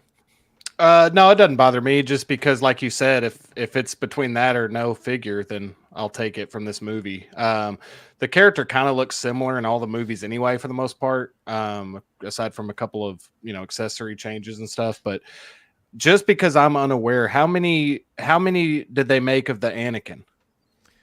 Do you remember? You're putting me on the spot with that one. The only reason I asked is because like 1,500 or 3K. I think it was 3K. I think it was 3K was what I was thinking. That's I think it was 3K, at least close to that number. I think it was 3. So it was a decent amount, but supply and demand. How many people love the character Anakin Skywalker? That's a tough one. I definitely my prediction is going to be 3K for this one, and I think that they're just not going to want to leave that much money on the table like they did. I saw, I know 1,500 was this latest one, but I definitely think they're going to make more than that. I'm super excited for it. I don't have a Jack Sparrow yet, so this is like really exciting for me. I got to get it. I'm going to be really pissed if I don't, but it'll be okay. I'll find a way to pick one up. Exactly.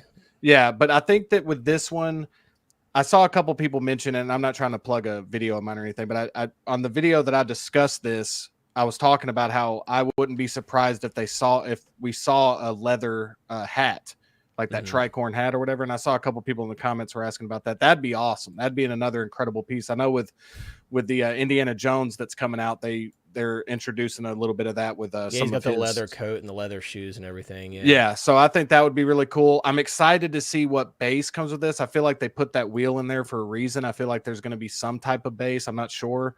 But yeah, man, I want to hear everybody else's thoughts. Connor, me and you've been going back and forth. I'll just randomly message Connor and be like, I'm so excited. It's like I always expect messages from and sometimes it's me sending the messages, but it's between me, you, Steve, Chris, Lane. We're all going back and forth. It's so funny, but it's like that you got it. It's like it's bottled in. And I was playing video games with a bunch of my friends, and we were on Fortnite actually, and I was literally just floating in the air, not dropping with my team. And they're like, "What's going on?" I'm like, "Dude, I'm so sorry." Like they just teased Jack Sparrow, Captain Jack Sparrow. I know. Yeah. Owen's correcting me in the chat. And this is just one of those iconic characters, whether you're like a huge fan of the films or not. This is just one of those iconic characters I feel like belong in everybody's display, unless you just like really hate the films. But I just think, like you were talking about with Disney, Connor, like I feel like this is kind of this will be one of the biggest releases that are announcements that they'll have all year, in my opinion. I mean, this is huge for me. I think so. Yeah. I mean, not only the Disney property, but, getting another Jack Sparrow, this will be, I don't know how many Artisans they made, but there's not been many. So this is, like you said, with them teasing the head sculpt on this, somebody mentioned in the comments they want like a smirking face. I definitely think there's going to be something cool. There might even be like, are they able to do interchangeable face plates with Artisan hair? Yeah. Okay. Well, you would expect it, because what they could do is have the hair attached to like all one piece, and then the faceplate pops off. I'm sure they're able to do it. They are able to do it with the original. Like the original Jack Sparrow has a swap out faceplate, so I'm sure it's achievable.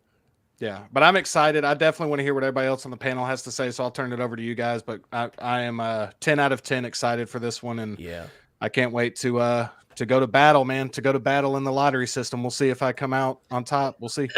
I think you will, dude. I think you will. I think the force is with you on this one. And Tron brings up a good point, and some other people have mentioned in the chat as well. Owen's talking about the hat.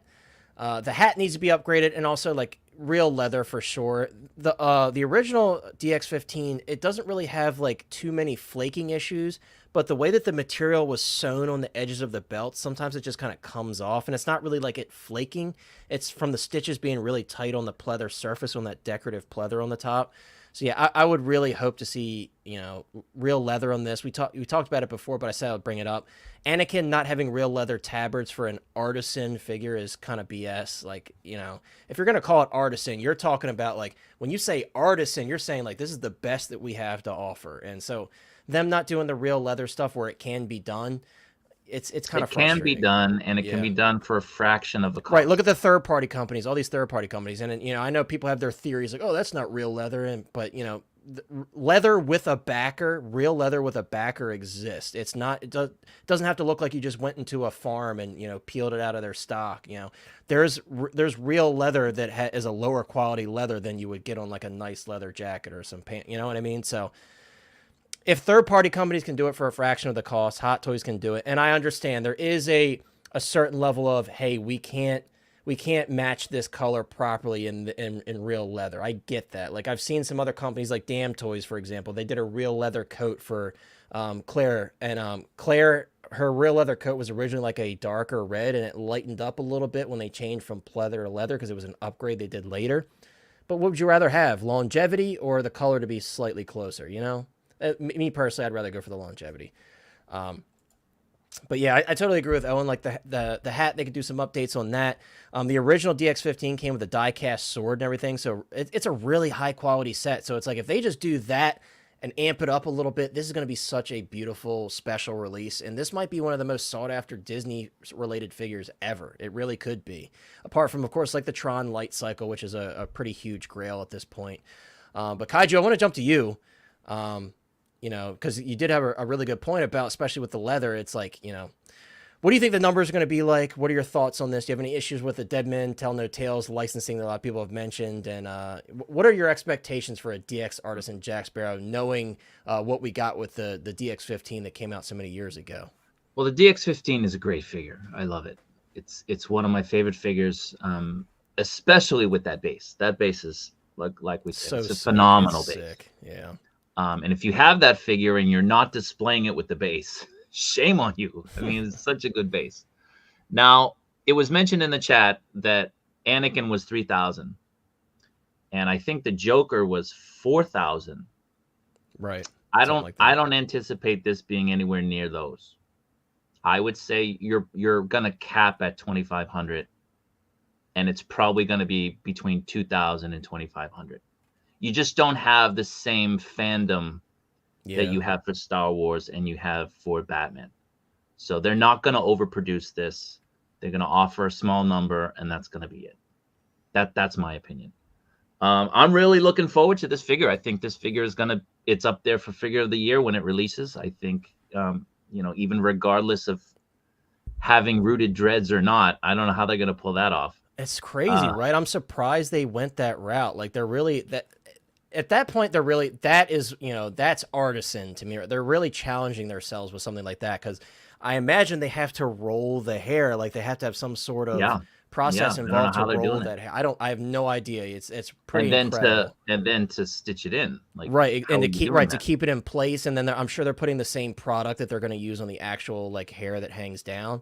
Very surprising they went that route, because that was always kind of like the one thing where you're like, oh, it's a little bit weird, but the figure still looks great. It's a little weird that it has plastic dreads but rooted hair, and they've kind of answered that here with, look what we can do now. So I'm very curious to see like a full-on photo of it, but I don't want to take up too much of your talking time. But yeah, the rooted dread thing is very curious for me. Very, very curious. And I think if the demand is such that people are up in arms because they can't get it, I think you'll like you said, I think they're going to release a standard version and an Artisan version. I think that's pretty much guaranteed. I think they should. I really think they should. I think they will. Right, because they've done it in the past. But I think that this opens the door for more in this line. I mean, last year was the 20th anniversary of the first film. I didn't see any companies really doing anything other than I think one of the Japanese companies put out a new Jack Sparrow figure. Maybe SH, because they're usually... No, it wasn't them. I think it might have been like Figma or something. Okay. Oh, Figma. But other than that, I really didn't see anything kind of commemorating the 20th anniversary. And as always, Hot Toys drops the ball. Yeah. They always come in a little bit late, right? Right. They haven't even started with Phantom Menace or, the Dark Side line. They haven't started with that either, which is interesting. So I'm looking forward to this figure. I think anybody who collects multiple lines, I mean, if you're strictly Star Wars or you're strictly Marvel, you don't really need this unless you really love the movie. But if you're collecting multiple IPs and you like to have good representation of iconic characters in your collection, I think that you have to try to get this. Yeah. And this one, I do think this is one that also stands on his own and then some. Like, you don't need to have, I have multiple companion pieces from Pirates in my collection. I have the XD Toys recasted Davy Jones. I have the Captain Barbossa. I recently got that one, which, in person, it's actually a much better figure. Once you put the hat on and everything and cover up the forehead, it's actually not bad. And so, yeah, this one, I have other companion pieces to go with it. SW Toys is the company that made the Barbossa, if you guys are looking for that one. And they also have a Will Turner on pre-order as well from the first like a glorified Bobby. Right, yeah. But in person, it's actually, the tailoring is actually really nice. That's the most impressive thing. Like, his long coat has metal buttons on it and everything, like the sword's die-cast. The pistol is die-cast, the flintlock. That's a little weird to me. I'm not a fan of the die-cast pistols when it's just supposed to be wood. It's just a little weird. But for all intents and purposes, it's cool. He's got the monkey that magnetizes to his shoulder. So there are some companion pieces out there for figures like this, whether this is from Curse of the Black Pearl or not. There's plenty of different figures that you can put along with these. Connor, is that what film you would, if you could pick any film that they did an Artisan of, would you pick the Curse of Black Pearl? Yeah, I mean, yeah. If I had one choice, yeah, kind of pick the film where it all started. But I agree. The thing is. Let's go ahead, Lane. I'd probably go Dead Man's Chest myself. I think I'd like to like that one. Yeah, Dead Man's Chest would be good too. And obviously Dead Man's Chest, people would want like another Davy Jones, because as much, to be fair, that Davy Jones holds up incredibly well for how old it is. The Hot Toys one.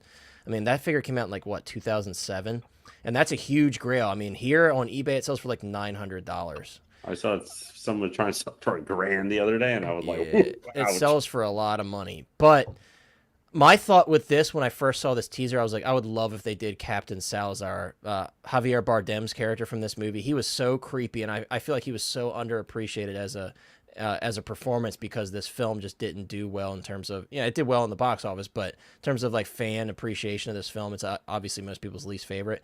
But Javier Bardem was such a creepy villain. And then like the whole scene where you figure out where Jack got his name, you know, when he's calling him Jack the Sparrow, and he did that like bootleg turn, and it's just such a great character. And I would love to see them do a figure of him. That'd be awesome. So Connor, I hate to talk and run, but I gotta bring my kids somewhere today. Oh, no problem.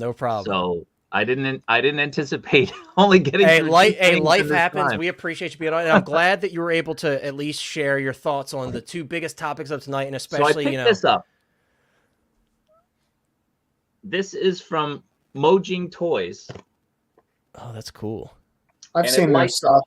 It lights up. It's a nice piece for Spider-Man, Oh yeah, that'd be good for like a Raimi-verse and it Spider-Man. has the screw in right there if you want to have him, you know, kind of angled at a certain angle on Right. this. This is really cool. I think Big Bad Toy Store is probably carrying this in the States. I They don't do think carry it's a lot of released stuff yet. like that. They make it in 1/12. I have the 1/12 one and I have the 1/6 one. It's really cool. They did a But if tattoo anybody's on looking one for there. dynamic displays for your figures, you know, that's a good option. It's a really nice piece. It fits really nice in the corner. So I recommend it. Yeah, that's So dope. one more thing again, when I go, if you want a chance to grab that, please check out the Facebook group. Don't tell my wife.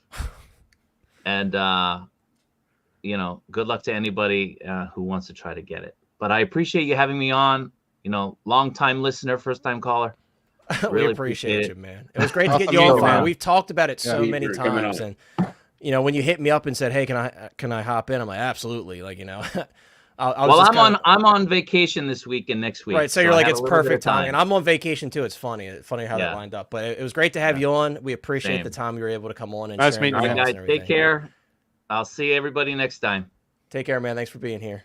All right, bye-bye.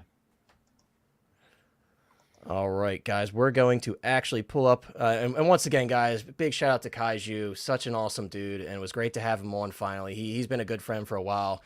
And look who we have in the chat. A familiar face, Oh, good to see Aries, him. 6 Scale Cantina. Aries says, stoked to try to try and pre-order this. I have the DX06 and I absolutely cannot wait to see how this looks. Dude, I hope you get it. I know you're a big fan of Johnny Depp and Jack Sparrow. I think you're a Disney fan like I am as well. But yeah, the DX06 is an incredible piece. It's funny because when you look at older DX figures and which ones hold up the best, you know, the DX08 Jack Nicholson Joker, the DX06 Captain Jack Sparrow. I had the Harrison Ford Indiana Jones DX05. I wasn't huge on that one in terms of the likeness and everything, but the DX06 really does hold up, and I think this would be an amazing companion piece for that. You know, Lane was asking me earlier, you know, do I really need this one and my DX15? And, you know, it depends on really how much you love the character. But if you have a lot of love for the character, If you already have one of the other ones, you still going to take a look at it, I think, no matter what, just to see what's different with it. But, yeah, you know, if it's just the rooted version, I can see you taking a shot. But if there's like, you know, sculpted variant, I can see where you kind of might go, you know, a little bit and stuff like that, because then the one you have is still going to be a little bit more limited, maybe just because of time. it's just, you know, Lane, it's good to have an appreciation too, you know, because in this hobby, we know that there's always going to be an upgrade eventually of something. You know, you might have a special piece that, you know, like the Samurai Predator that Hot Toys will probably never do again. But generally speaking, these popular characters, you have to know that maybe eventually, when it gets really old, Well, there yeah, could be like time Darth for Vader, another there's one. going to be multiple. Right, so you Darth have Vaders to find sometime. an appreciation for what you have, and I really do. And, you know, like Aries has an appreciation for his DX06. Kaiju was talking about his DX15. I was talking about my DX15. I have a certain appreciation for the DX15, and I love the character so much, I'm willing to keep it and get another one. Now, there may be other figures where I'm like, you know what, I'll pass that one on, but the DX15 holds up so well, it's staying with me. It's staying with me for the foreseeable future. Let me put you on hold for just 1 second, real quick. Got to do something real fast. Okay. Like I said, put him on hold. Like I'm on the phone with him. Like, He put you "All on right, hold, man. Right, I'll be right back, man. You know, all right, we'll see Lane in a little bit. Chris, Hold let's on. jump No, to no. you. I mean, hold on just real quick. I had to do something real fast. Oh, Lane. Wow, man. Nice. Lane, you're too sweet, my friend. Man, you got to be kidding me. Who got it? Equan. Bro, these guys, Congratulations. Big Dog Pound, Equan, these guys are so lucky. Well, congrats, Equan and Lane. Thank you so much, my friend, for Sorry, the I didn't incredible mean to stop you in the generosity. trash, but I was like, I thought you, when you said that, I thought you were like going to do something real quick. And you're like, I'm putting you on hold. Hope you put on the phone. Yeah, no, but I needed to put our stream on hold for just like 30 seconds. Right? Well, congrats, Equan, and thank you, Lane. That's very kind of you. All right. Equan says, thanks, Lane. We appreciate you. But yeah, sorry, did I miss any comments here? Oh, Lane, did TK FOMO steal your camera? Can we confirm that? Yeah, no, Senator TK FOMO is busy trying to pass legislation that he thinks Palpatine won't notice right now. Well, there you go. There's your official answer on that. 66. Chris, I want to jump to you because I know, once again, when this first dropped, you and I were like spam texting each other. Again, I was playing Fortnite and everybody's like, what are you doing? And I'm sitting there like, I'm gliding in the air like this, not doing anything. They're getting shot at. And I'm like, I'm so sorry. I have to take this. I have to take this call. But no, what it really was is I was on my phone. I was like, guys, they just dropped a Jack Sparrow. And I'm literally like, guys. My voice is trembling because I'm just losing my mind. Kind of like when the Avatar figures dropped, you know, Chris and I were screaming at each other when we were backstage. Mhm. But no, like this is one of those ones that, that's a classic Lane. Clomp 'em. That's a classic Lane meme. I forgot about. I often forget about that. Equan's the one that always remembers what Lane said that one time. I always forget. Yeah, Equan is the guy who remembers a lot of stuff. I thought it was like clunk or clunk, but I don't know. Either way, whatever he said. Funky Cold Santa's here. Funky Cold says, hey, Connor, I wouldn't necessarily use the word unfair, but it does suck. Maybe more for the hassle factor than the cost worries. Yeah, I get it. No, trust me. You know, Justin and I were saying if we miss out on this one, it's gonna suck. I mean, again, I'm telling myself, I'm putting in the universe, I'm not missing this one. We're getting this one. Justin's getting it too. Let's Chris go. is getting it. Everybody's getting Come on, it. Chris. Wants it. Well, not everybody, but we're gonna get it. Okay. If I have to Thanos snap somebody out of existence to take theirs, I'll do. No, I'm just joking. Hey, Whatever it Connor, takes. real quick before we get Chris's opinion. I've seen so many people asking about the different how many they're gonna make. Do you want to do like a poll real quick? Oh yeah, perfect, just to see perfect. where And, everybody's yeah, heads at. Aries is asking here, so let's bring it back up, guys. I'm gonna do it by, generally speaking, what numbers make sense. Let's close our poll from the unfair question. Pretty close on this one, and this is about what I expected. We have 56% of people say no, it's not unfair that Hot Toys is doing limited releases. The rest of you think that it's unfair, so it doesn't surprise me. Again, I expected that to be pretty split. But yeah, there's our answer on that one. So let's start a poll, guys. What do we think on the numbers? Then we'll share our thoughts on it.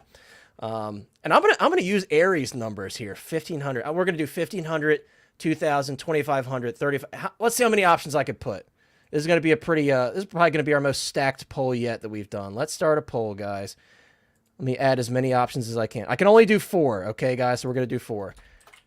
How many Jack Sparrows? Chris, start sharing your thoughts while I'm doing this, if you don't mind. That way people aren't just staring at us here. But yeah, Chris, what are your thoughts on Jack Sparrow? Feel free to share your thoughts on the numbers as well. I'm going to get this poll going. Is Chris frozen? Is that a bad time to call Chris in? Uh-oh. Chris is frozen. Lane, you just become the lucky number 1. Lane, what are your thoughts on Jack Sparrow while I'm putting this poll up? I'm intrigued. Have we already seen pictures of some of him being shown? This is it. This is it so far. Okay, that must have been something else. But I'm really interested to see what they're going to do with this. This is one I'm definitely going to go for because I really like Jack Sparrow. He's one of my favorite. As I was mumbling the music, when I first saw this, I started going dun dun dun dun, like the main kind of theme started playing in my head. That's when you know something about a character where you can look at them and you start hearing their theme song starting to play in your head. Like for me, it's obviously a lot of Star Wars characters. I can see them and I can think of their theme. But Jack Sparrow is one of those characters that I look at him, I saw this, and I started thinking of the theme song.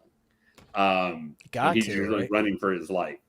I already just think looking here, I just love the compass. Just like right there hanging from his finger, like automatically. And especially in this film, Lane, in that scene where he goes against Captain Salazar, where he's like flinging it around on his finger. Oh, it's so good, dude. I will say Captain Salazar, I think, has one of my favorite ends of anything because he's just like the happiest guy on the planet for like 20 seconds. Right, with the trident and everything. He's like, yes, finally we're free. And and he's like, oh my God. He's so happy. I know. And that 20 seconds of happiness turns into oh no. Like just hits him like right as tidal waves start.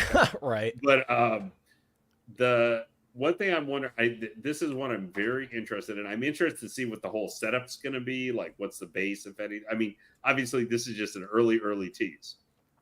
Now, I am wondering how long is it going to take for this one to go up for pre-order? Because the Umbra was now the Umbra was handled. I feel like at least. Obviously, we can't speak to Secret Base or Toy Sapiens and stuff, how that's going to go.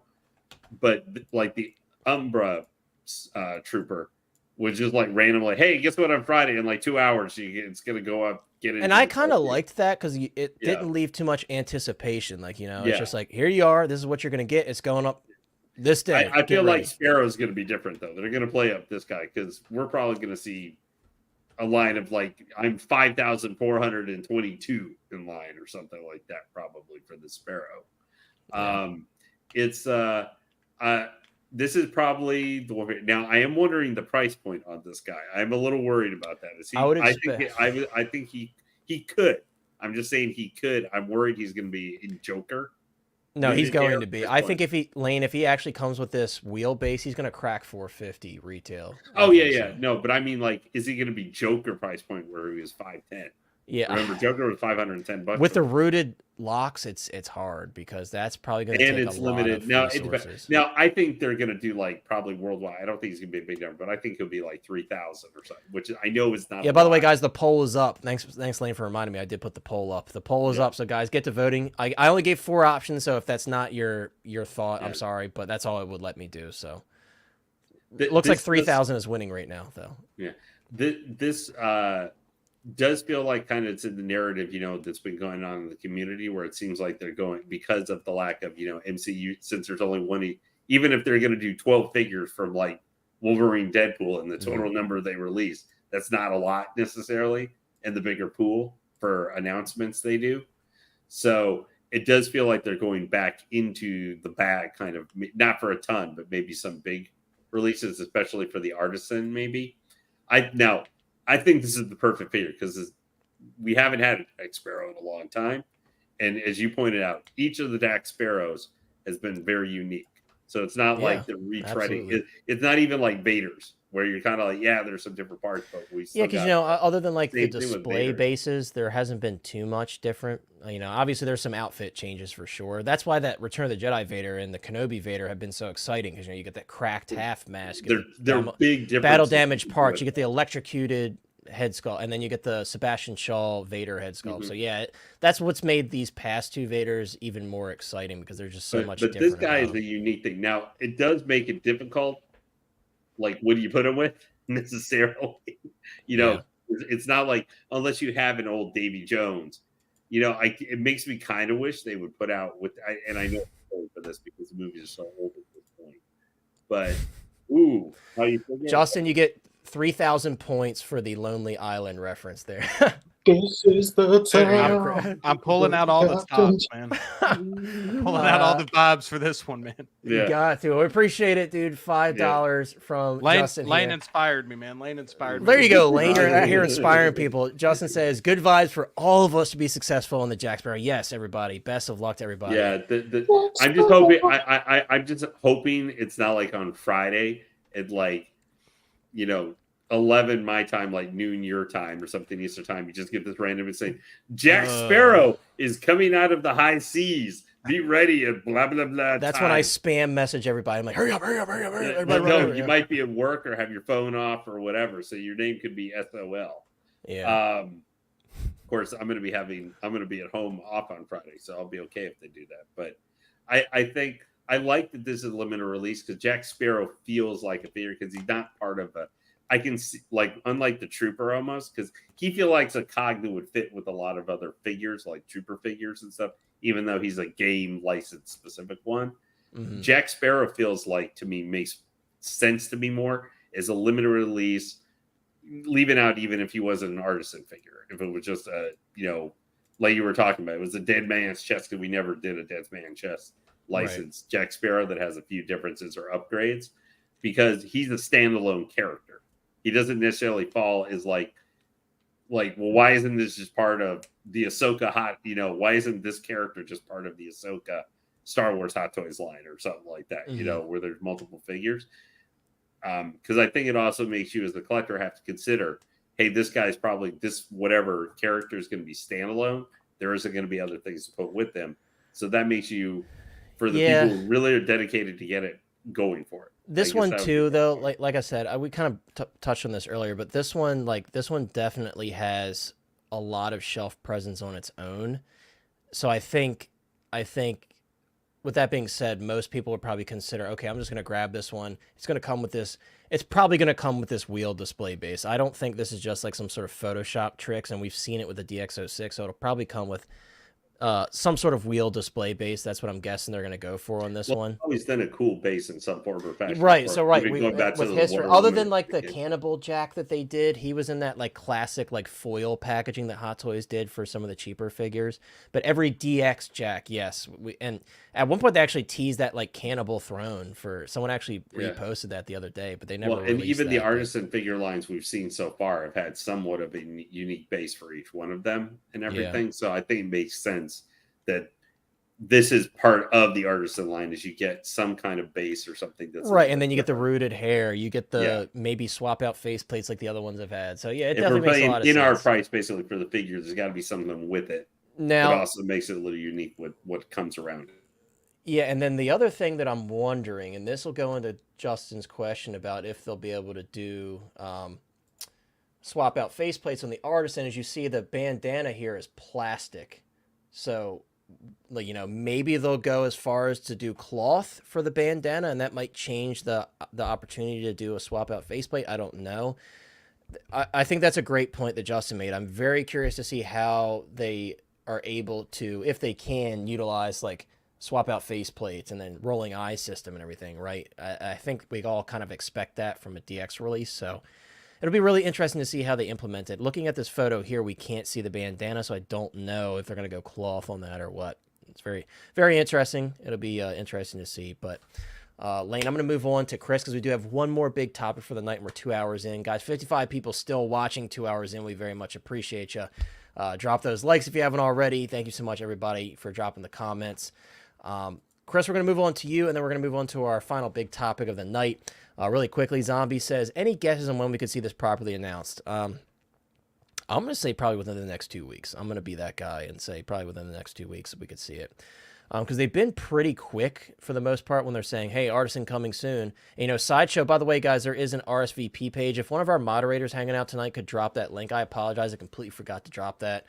Sideshow did put up their RSVP VP page if you're going to be going through Sideshow. So make sure you do that, because if you do not, and then finally when the figure's about to go up in the queue for pre-order, if you don't RSVP prior, they will not let you pre-order it. So it's very important that you RSVP.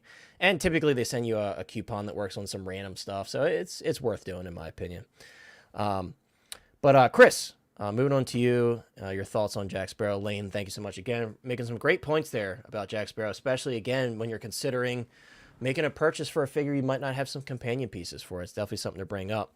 And Aries agrees, though, Chris. 1 or 2 weeks is what he thinks as well. So, Chris, and thank you so much for dropping. We also have the link for the RSVP from our friend Big Dog Pound. Chris, answer this question as well, if you don't mind. How quickly do you think this is going to go up for pre-order, and what are your thoughts as a whole? And are you going for this one, even though we all already know the answer?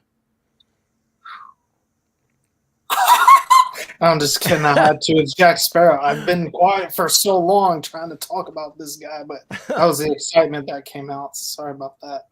But because Aries in here, I'm joining the hype, man. Like, you're hyped about it. Justin's hyped about it. Aries is. I am. So it's like I got to do something about that. And I feel it like, what you gonna do when Jack Sparrow runs wild on you, brother? But yeah, is it possible Collecting Madness is picking this up? I say yes. Dude, dude, I've loved Pirates of the Caribbean like for as long as I can remember. Like I used to have a little black pearl like this. Actually, it wasn't little. It was a pretty huge set that they did back in the when I was younger or whatever. And man, I love Disney, like you said, the IPs. So not only is it like Jack Sparrow, but Captain Jack Sparrow. It's Disney. It's also Johnny Depp. Like we're talking, checking all the Nightmare, we're boxes for talking you, right? Wonka. Like, dude, so he's a must-have in the collection for sure. And like I said, going back to that Disney thing, I love Disney. You love Disney. I love going to Disney. And the Pirates of the Caribbean ride is also one of my favorite rides to go on when I do visit there.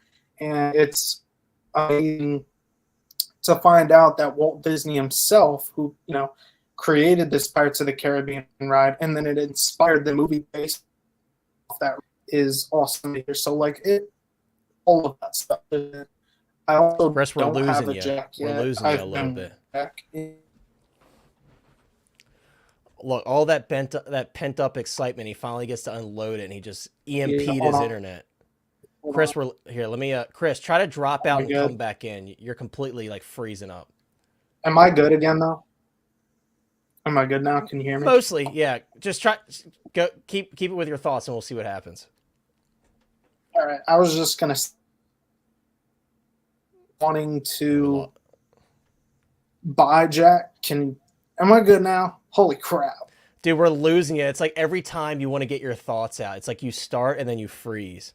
Brick Artemis is here. They How's don't, it want, going, they, Brick? they don't want the people to hear what Chris has to say, I man. They're know. trying to silence them. The excitement. Excitement power level over 9,000. Yeah, It's I've him. He's overloaded EMPing my his system own with stuff. excitement. Yeah, I've overloaded it with. Even my wife just texted and said I'm really freezing. But it's a shame. But yeah, I'm picking it up. I'm excited. I don't have a Jack. Jack's coming home. Well, best of So, luck to you, Chris. no I know matter you're how also you're going gonna to get try it, your though. best to get it. Again, like Justin said, good vibes, everybody. Best of luck to everybody. Use those tips that we shared with you and people in the chat shared with you, and you'll have your best effort to be able to pick this up. And well said, Chris. If you guys missed it, I kind of Chris has exceeded his bandwidth for sure. Justice for Chris. Yeah, I got what Chris was saying, though. Among it lagging, he said, you know, and like me, my favorite ride at Disney World is Pirates of the Caribbean, and always will be. And I love the film. So again, like, you know, this one just checks all the boxes for a lot of us. So definitely really Connor, special. real Go ahead. quick before we move, X-Man put up a comment, and I was thinking about this, but a different thing. He was talking about like the excitement he has about like this reminds him of like a midnight movie release. And I was actually thinking about video game releases at midnight. That's the one thing I will say. I do too. And that's the one thing I will say is cool about a limited timed release is all the anticipation kind of all being there at the same time. It kind of virtually brings that a little bit. So that's one thing I do like about releases like this is that aspect of it. It's the, you know, that thing like core memory unlocked. When you just said that, it reminded me of I think the last midnight release I did was, I think it was Grand Theft Auto 5. That was the last one I did. Yeah, dude. And it was at a GameStop, and they had like it was like this long strip of concrete, you know, in front of all the different stores. But of course, this line was going all across all the stores in that shopping center. And they had a DJ it was so weird. They had a DJ at like the random end of the booth, and he was like on his little microphone. He was talking, and everybody was just completely ignoring him. And I felt so bad for him, but that's so funny that you bring that up. Like, yeah, I do miss midnight. I mean, part of me misses it, and part of me is like, I love the fact that the game comes out at 12, and I could just cool. For sure, yeah. You know, but I do miss those times of like going with my friends for a midnight release for a game. But yeah, that community aspect of it, which I feel like we're kind of getting now, like all kind of getting on the. And again, this is the time we need to enjoy, man, because some of us might not get this, and then we're going to be pissed off for the whole week. So let's enjoy it while we can. I agree, and something along those lines too is like all these films being put back into theaters and stuff. Like Chris and I just got our tickets today to see Phantom Menace on May the 4th. We're really excited about that. They realize the lack of new movies coming. Yeah, what do you do when the new stuff isn't hitting, Lane? You re-release the old stuff. Well, no, they just don't have stuff. That's like all the Spider-Mans are getting released in a row. It's like, why? Well, we don't have anything else to put out, so let's go. That's true. Anyway, my final thought was, I held out, and I'm glad I did. Yep. Yeah, it'll pay off, dude, for sure. And yeah, I'm excited for it. I think we're all really excited for it, and I can't wait to see the actual full reveal. Which again, I think we all are kind of on the same page. Maybe within the next 2 weeks we'll see it. So, our final big topic of the night, guys. This is one that we talked about briefly when Hot Toys first announced all of their new IPs that they acquired for the year, but we have some more teasers and little clues that have been kind of dropped over the past week for the Star Wars Dark Side line. And remember, we were talking about this not long ago, and Mike had said, I don't know if that's specific to any film or anything like that, blah, blah, blah. And I remember we were saying, I feel like maybe this is just related to, just a dark side in general. Like, they could go across different eras and pick different characters and stuff like that. And we have some merchandising coming out now, and you could see who's being depicted here in the photo. We got a Darth Vader, we got a Darth Maul. So that tells me, and we could read this description here, and this is from one of the big toy companies. I don't know if it's Hasbro or Lego. I think it might be Hasbro or maybe SH Figure Arts. One of them. It says, this year we're celebrating Star Wars villains from all eras. Embrace your inner dark side as you explore our epic collection of games, collectibles, and more. So that is exactly what we were hoping for from the Star Wars Dark Side IP. Now, all you guys are like, Dark Side Anakin. Here it is. This is your chance. This is your chance where we could see another Dark Side Anakin, because this just opens the door for all opportunities dark side wise. It could be, Dark Side Anakin, which, probably will be named Vader this time around. It probably won't have that same display base, but either way, it'll have the red eyes. It'll be called Vader. Maybe has a different type of display base related to the Mustafar fight. Who knows? I got to put you here on the spot, Connor. Oh, I'm used to it, Lane. Let's hear it. So if it meant getting that Jack Sparrow, or instead of they did him and they did a Darth Revan and a Darth Nihilus, would you? Oh, I'll take Jack Sparrow over those two. And you as much as absolutely crazy. I'm not though, Lane, because who'd you say? You said Darth Nihilus. Darth Nihilus isn't canon. Darth Revan is just now starting to be accepted by Disney and being merchandised by Disney. As cool as Revan is, I love his story. I played the Knights of the Old Republic. I played the Star Wars The Old Republic online game. I love the character. But if you're talking about a DX Artisan Jack Sparrow or a Darth Revan, I'm going to take DX Artisan Jack Sparrow. Now, if you're like a Darkside Anakin 2.0 or a Jack Sparrow, of course I'm going to take Darkside Anakin 2.0 because, Star Wars is... But yeah, I'm sorry. We're going to be on the opposite boats going in opposite direction because that's fine with me. Like there's I said, already been Jack Sparrows put out. We can there has been, but again, we're talking about like Darth Nihilus, as cool of a character as he is. Darth Nihilus probably won't get made because Disney has accepted Revan as like a, his own kind of canon within the expanded universe or whatever they're calling it. The I don't even know what they're referring to it as now, but Darth Nihilus, as far as I know right now, Darth Nihilus is not canon. So they wouldn't even touch that figure. Perhaps they could release it under like the mobile game line. I don't know if you guys have caught that, but that's what they've been doing. Like they've been doing like Black Series, they do the gaming greats.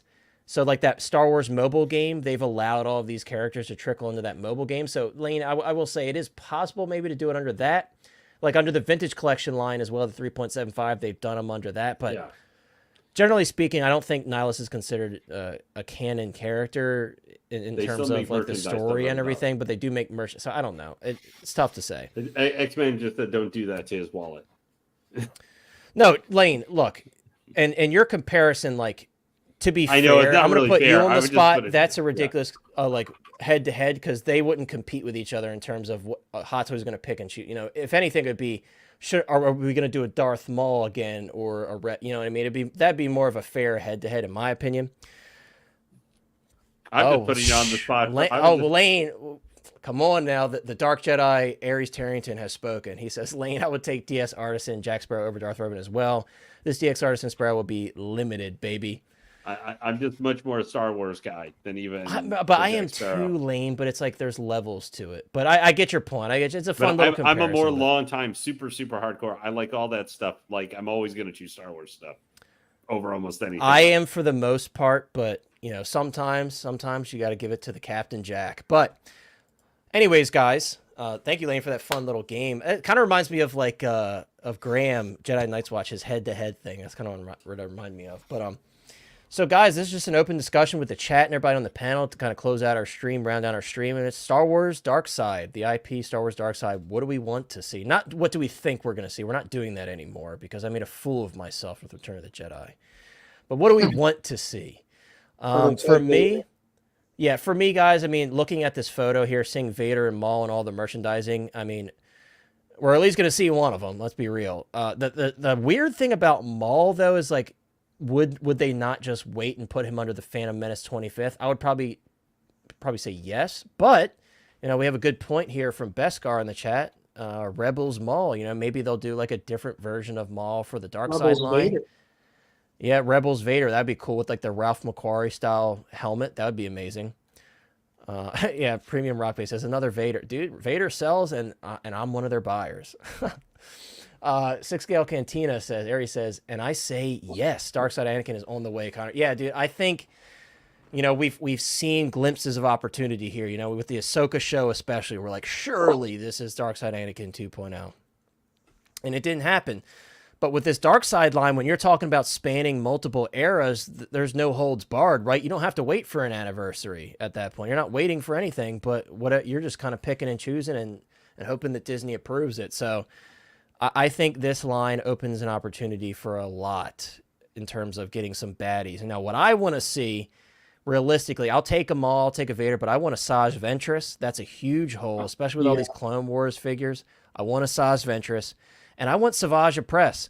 Look, guys, we have that creepy, beautiful Clone Wars Darth Sidious that was announced not long ago. We have that for pre-order, and we have the Clone Wars Maul that's a peg warmer right now. So we have all that we need to complete that fight scene from the Clone Wars, one of my favorite fight scenes in all of the show, apart from that final fight with Ahsoka and Maul.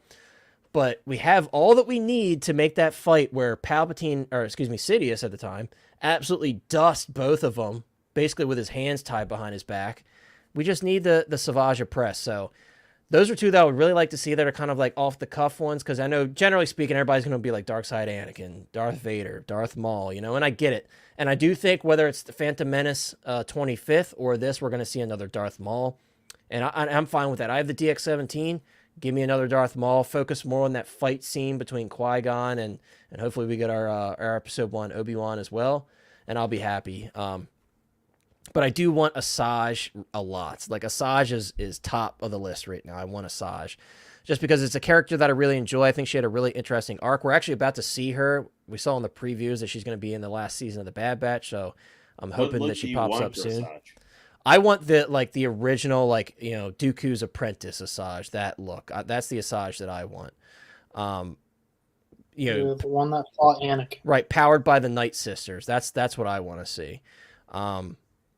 The light side Asajj, I don't have a lot of, I don't even want to say light side, but no longer, you know, corrupted by the Night Sister magic Asajj. I don't want to see that one. She's had some different look, like even if you go her back to her main look with like the purple tunic. Yeah. That's what I want. You know, that's the Asajj I want to see.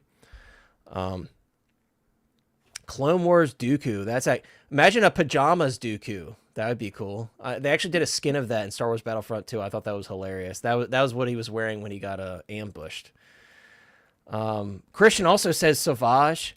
Dooku 2.0. Yeah, that's a great one. Yeah, again, like Beskar said it as well. Another Dooku. This could be the time for that as well. I know we got Speeder Bike 2-pack. Oh, you said that the Speeder Bike 2-pack? Yeah, him and his speeder. Yeah, we can have We can have Revenge of the Sith Final Battle Dooku with removable arms. Nope. Oh my gosh, Revenge of the Sith Palpatine. I'd rather. Oh, another one, guys, that we're leaving out that I've seen no one say. Unless let me read Aries' list really quick to see if he said General Grievous. I mean, would he fit though? Is this more Force wielder? It doesn't specify. And to be fair, some of the teases they've had thus far from the Dark Side line for like Hasbro and stuff, they haven't all been Force wielders. Like they also did a new pack which I think goes along with this line, and it has Grievous, Vader, and someone else. I can't remember the third person. Dark Side Luke. I mean, I think some of the I'd be more way off the cuff though. those are very obscure. those, like, Those are very obscure. Yeah. Yeah, or Um, they could do Luke, the evil clone Oh, of Luke dude. Skywalker. Yeah, they could. That would be awesome. Ares in that Yeah. maroonish robe. That would be beautiful. That's such a creepy look. That'd be sick.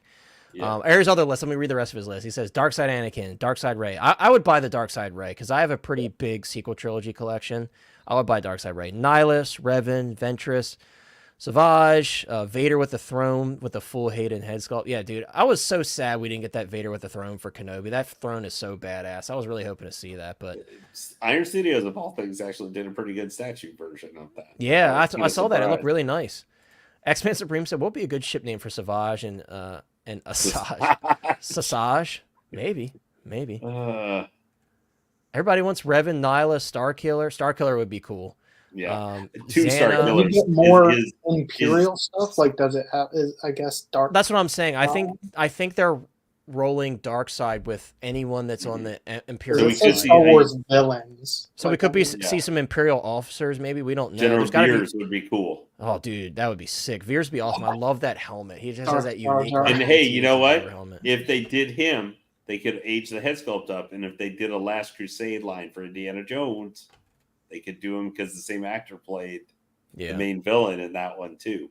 yeah, I'm that's shooting true. I'm shooting way off the cuff, guys. With that. Yeah. We're just having fun here, guys. Don't if you're Yeah. just coming in, don't come into the chat and be like, "Oh crap, they're doing it." No, we're just having fun here. This is Oh, just a Sith work. Lord Jar Jar would work too. All right, Sith Lord.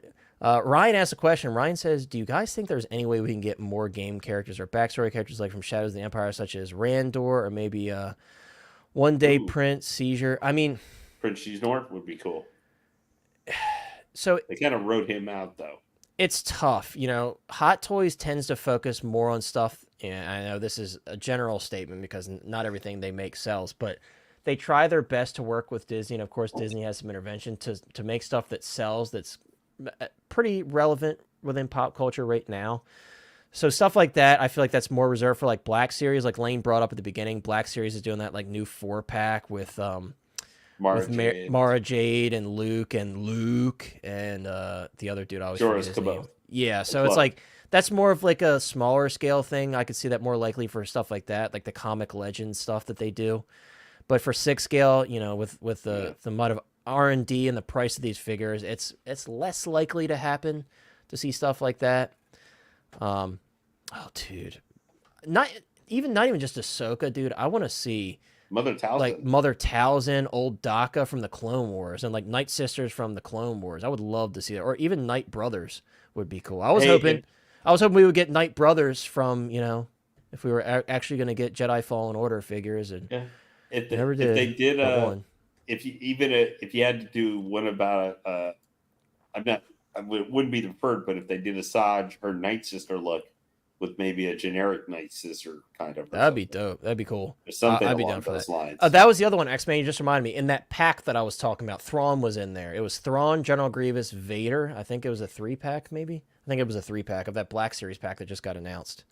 Trilla would be dope. I actually really like Trilla as a character. That'd be sick. Under Dark Side, if they did, I don't know, something like a Legacy of Dothamer, like subline, Dude. where it's like Imagine if they Savage, did Mother Mother Talzin. That'd be Talzin, amazing. Darth Maul with his big goofy. Sideshow's actually doing not the spider legs version, but his like crappy first robotic legs that he had. Remember they teased it. It was in the background of that desk shot. That Yeah, they did one of the statues had that kind of look and stuff years ago. Yeah. Those.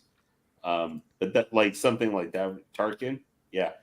Yeah, I think everybody would be ecstatic for Tarkin because obviously that Updated figure, Tarkin. especially the single pack version, sells for an absolute mint. I have it in my collection. I would never get rid of that figure unless I sold everything.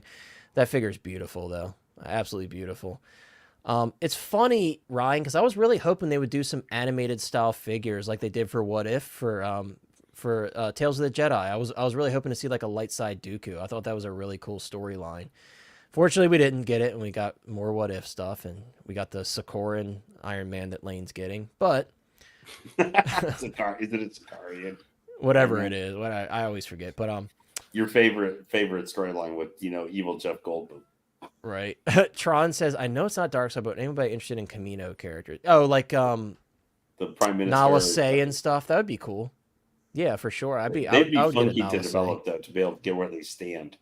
Yeah, Their that would be bodies. tough. It would be kind of like the I mean, if you think the Demogorgon from KX FreeZero. or the KX is weird. with Yeah, how they're it very was awkward planned for out. sure. See, Aries asks Connor, I have to ask you, what do you think the chances are for an Artisan, Aquaman, and Thor now that Jack has shocked the community? I would say more so for Thor. I would put my money more in Thor than Aquaman. But I would never say never on Aquaman. But I feel like if we're looking at like the Justice League as a whole and like tiered who would want what Artisan, I don't know if I would put Aquaman like high on that list. I don't want to say first, but like high on that list. And also like it's tough because like the Wonder Woman was part of like the WB 100 license, which they didn't do much with, unfortunately. That's tough to say about Aquaman. I don't know, because they haven't even announced the new Aquaman from the new film. They gave us Manta, which I'm happy about because I wanted Manta, but they didn't even announce the new one, which is very surprising to me. I didn't really care for that new outfit with like the bluish sheen to it, but I will say though, Aries, if they did like an OG suit or a Justice League suit, rooted hair Aquaman, that'd be sick, because I feel like his hair looks a little goofy on both of those. That'd be really dope. I'd be down for that. But Thor, yeah, I could absolutely see them doing like, because we have that Marvel 85 license hanging over our heads right now. Who's to say they won't go back through the original Avengers 2012 line and give us some new stuff and do like an Artisan Thor from the first film? Looks like we had a super chat pop up. Oh, we did.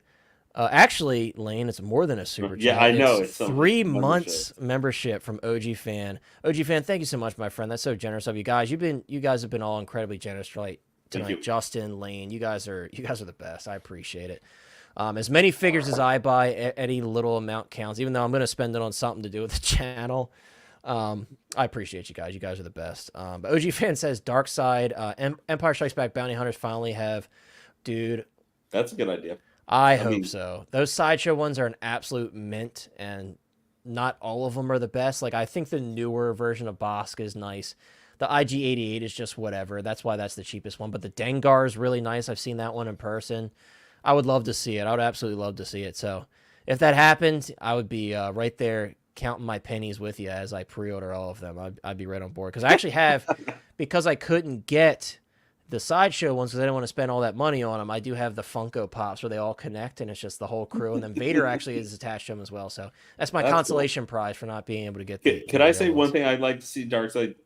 Just, I know there's zero chance that it would happen. It would be more along what you were talking about for Baby, but it could fit under the Darkseid just because they recently put out a remaster from Star Wars, the original Star Wars Dark Forces. If they did like the game version of the Dark Trooper, yeah, that's the best Dark Trooper design. That's that blows away, away the Mandalorian. And I do like the Mandalorian one, but when it comes to mind, if you're a long-time Star Wars fan, that's what you think of. And it's just like the Death Troopers. When you think of the Death Trooper, if you're a long-time Star Wars fan, the first thing that pops to mind is that Death Trooper that you see on the book cover. It's, at least that's how it was for me. That's why when we saw the real Death Troopers in Ahsoka, I was like, damn, I hope we get these with that like half cracked helmet. Wait, you mean Rogue One? Zombie face. Huh? Oh, no, I'm talking about in Ahsoka, yeah, with the cracked helmet. Yeah. Sorry, I got it. I know what you meant. You were thinking of like actual, General Hux. Oh boy, poor Hux. I would take a Hux because I have Force Awakens. I have every Kylo. Again, say what you want, guys, about the sequel trilogy. I like having sequel trilogy figures in my collection. I think other than the Troopers, Hot Toys did a pretty good job on them. All the Kylos have been very nice. The Rise of Skywalker Rey kind of blew us all away when we first saw it, the final product, because the head sculpt didn't look the best in the prototype photos. So those figures, for all intents and purposes, are pretty nice. The old Han Solo from Force Awakens is very nice as well. So I would take a Hux because he would obviously look awesome next to the Force Awakens Kylo. Don't know if they'll do it, but...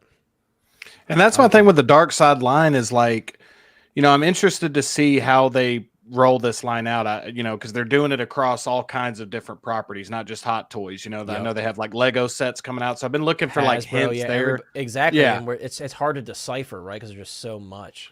Yeah, because I don't know if Hot Toys normally follows kind of what they're doing. I think they pretty much do their own thing. So Yeah. And is it going to be licensed as Darkseid, or is it just going to be licensed as normal Star Wars? Like that's kind of I think it will say Darkseid. If I were to guess, I would say they're probably going to do special packaging for this line. It'll probably be, I don't know if it's going to be quite like the anniversary boxes, but I would not be surprised if it was. Just so, they kind of stick with the theming.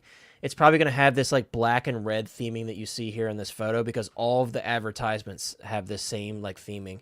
And down the bottom here on this photo, you can see like Darth Vader's depicted down here with like so I think definitely they'll have some sort of special packaging for this line, because they know it's going to draw people in, right? I mean, Chris and I have talked about so many times how much we love that, like the Empire Strikes Back anniversary, the Attack of the Clones anniversary. That I love packaging those is beautiful. boxes, man. Oh, Yeah. it's beautiful. I love any anniversary packaging that they do. Yeah, it's And awesome. And go ahead, Chris. I was just gonna say, seeing this, like I'm excited to see what they do, and like talking about going all over the place, like video game wise and stuff like that.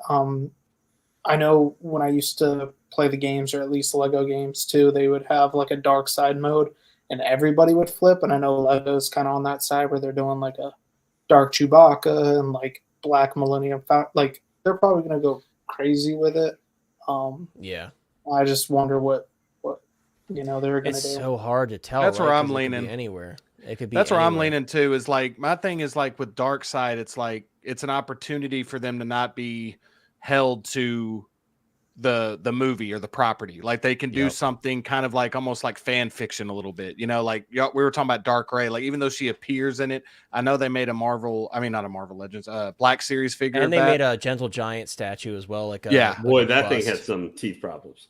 Yeah, but no, yeah. So, and the timing is right, Justin, because look at the gap in content, like real like film content, not just shows. Like there's a gap, and I think they knew that, and that's why Disney was like, oh, let's do a Darkseid line. Let's introduce this new IP and see if these companies will pick it up and run with it. So, absolutely. I think this is a really good timing for this, and Phantom Menace anniversary.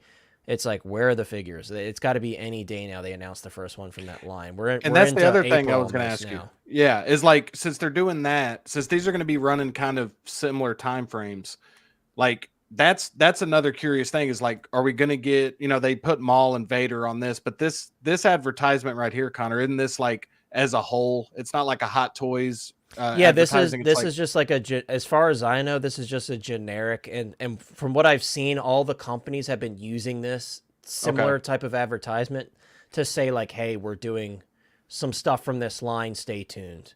Whether it's this exact wording here or just using the photo of Maul and Vader, they've all been using it from what I've seen. So yes, this is like the generic like, hey guys, we're working on this new license that Disney has put out. So.